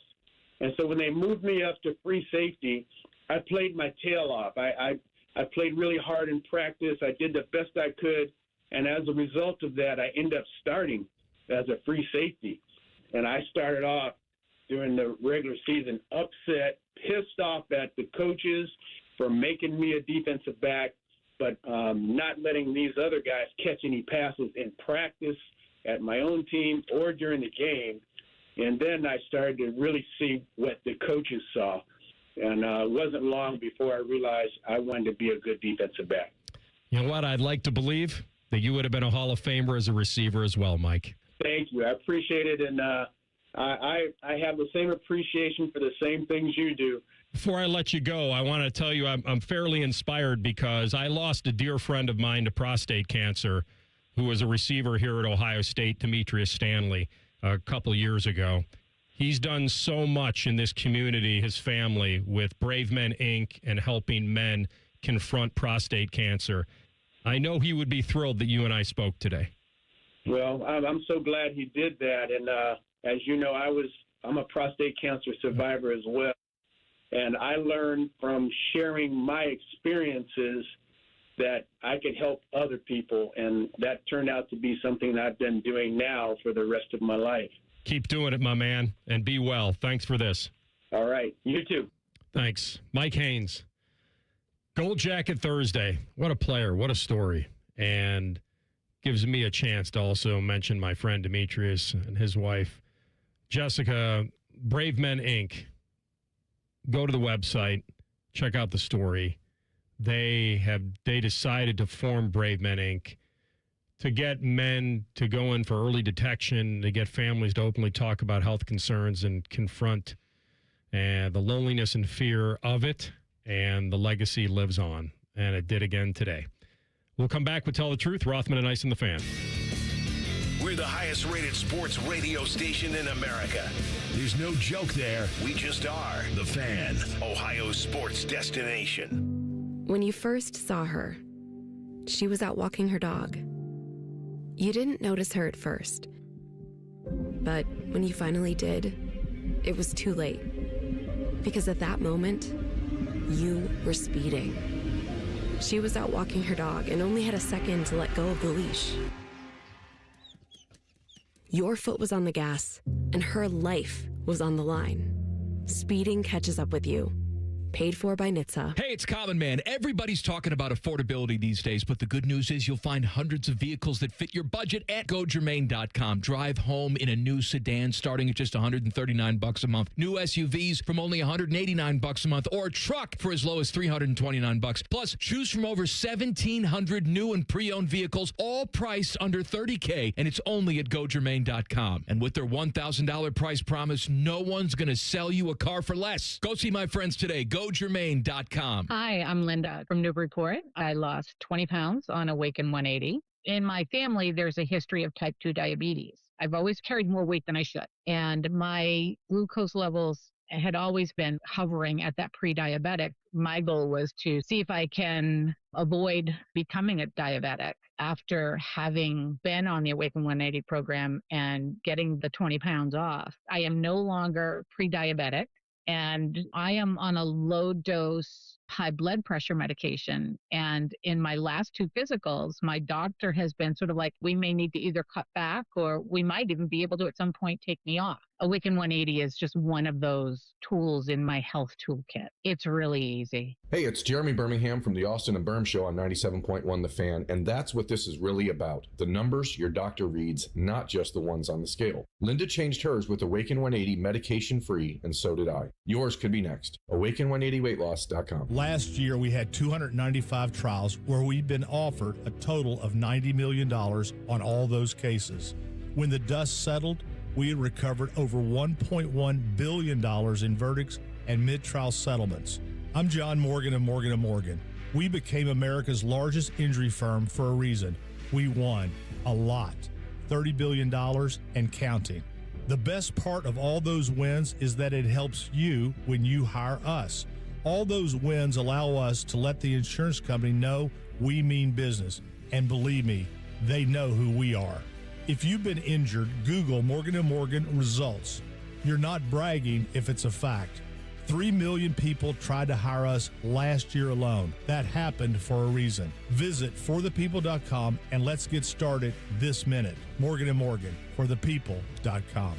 Morgan & Morgan, Ohio office located at 600 Vine Street, Cincinnati. Prior results do not guarantee a similar outcome. My house has a new glow.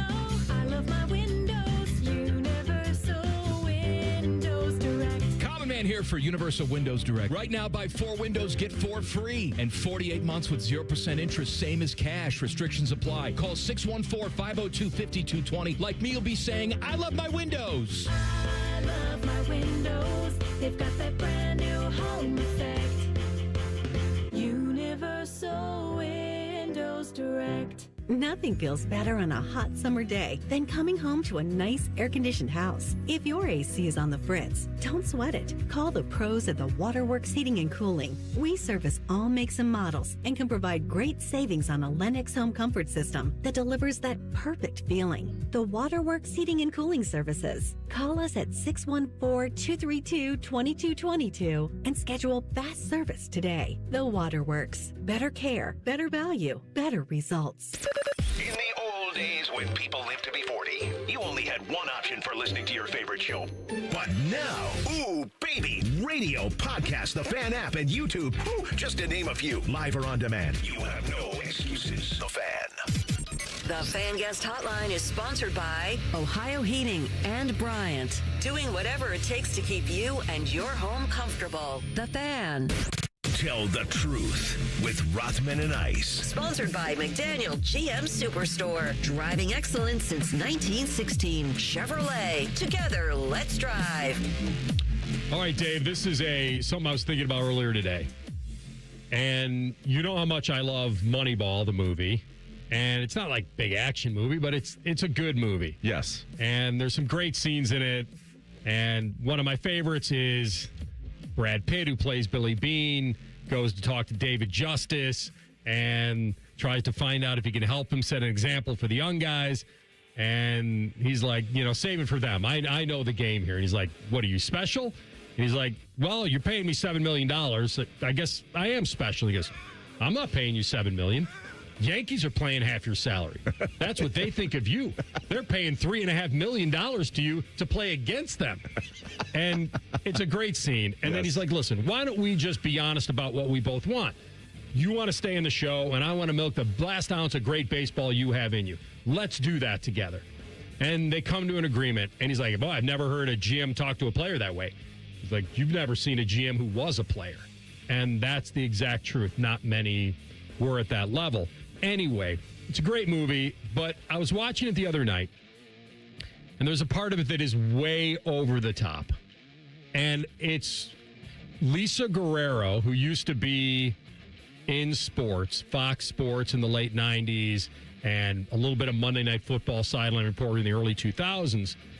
And she plays a reporter interviewing the A's after they've lost all these guys to free agency, and they're just going to be a nothing team. And you've been in a lot of locker rooms. You've done a lot of press conferences. The whole demeanor of what they depict in movies for reporters, I like. It's hard hitting, tough questions. The coach is on the hot seat. But in real life, it's almost like the fans don't want that anymore. Like, it's almost like, well, that was a stupid question or gotcha here or whatever. Like, it's almost like it's reversed itself. Like, but in the movies, it's still like that. Whenever they go into press conferences, always these tough, hard-hitting questions, and the coach squirms and that's a good point, because we had somebody in the chat before we had Don Waddell on today on our YouTube chat saying, you guys better put him to the fire, but if you would have done that, you'd have probably 50 people in the chat saying, Anthony, why were you asking all these like unfair questions? I think you're right. I think it has overcorrected. It has overcorrected. So I was watching her do these interviews. Now, remember, at the time, the A's, they were rebuilding. They had lost all these guys. They didn't have a lot of players that anybody knew necessarily. And it was like they depict her as this would never happen. Like preseason interviews, she was going at them like they were supposed to be World Series champs. And so I had TLC maybe can do the Sir Mix-a-Lot on the music. And so this was the Lisa Guerrero in Moneyball on some of the questions that she was asking some of the fictional players, but they were real players, obviously. I think we got a hell of a ball club here. Chap, are you intimidated at all today?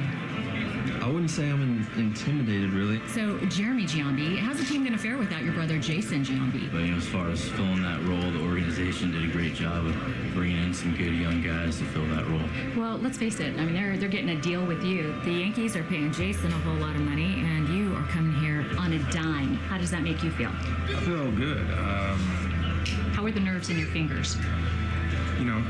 I got to start with the age. 36 years old. How do you think your body's going to hold up this season? You spend a lot of time at strip clubs. You spend a lot of time partying. Do you resent all of the attention that you get off the field? I don't. I love it. You spend a lot of time in Las Vegas. I do. I feel great. Like I said, I did a lot of work to get ready for this. Could you please get out of my shot? Sorry, go ahead. I know there have been some questions about my age and my declining skills, some say, but I'm here to prove that wrong. I asked you if you were 100%. It was good at the time, 15 years ago. It's weird that I think that now comes off as over the top. 15 years ago, that play, I asked you if you were 100%. I didn't ask you how you're feeling. I asked you if you were 100%. And then to tell some random journalist, hey, get out of my shot, please. Like, maybe that stuff did go on 15 years ago. It doesn't go on now. No, you're absolutely right. Those types of interviews preseason. Right. That reminded me a little bit of the Mike Gundy, the famous presser. I'm a man, I'm 40.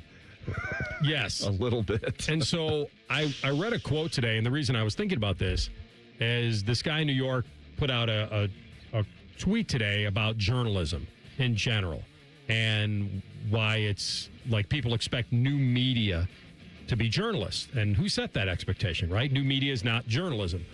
A lot of it's opinion-based now. But new media doesn't want to be journalism. And he writes, why would they? Look how we collectively treat journalists. Who wants that life? Better to stay puff and enjoy the spoils of access? I ask myself all the time, like, well, what made me get into sports journalism instead of getting like a law degree or something? What was I thinking? My wife and I joke about this all the time. She's a teacher. I'm a sports writer. And I do various things. I'm not just a sports writer, but we kind of joke, like, could we have picked any, like, lower paying, like, career fields? We played the game of life as kids. It was like, if you got doctor, lawyer, certain stuff, like, you're rich.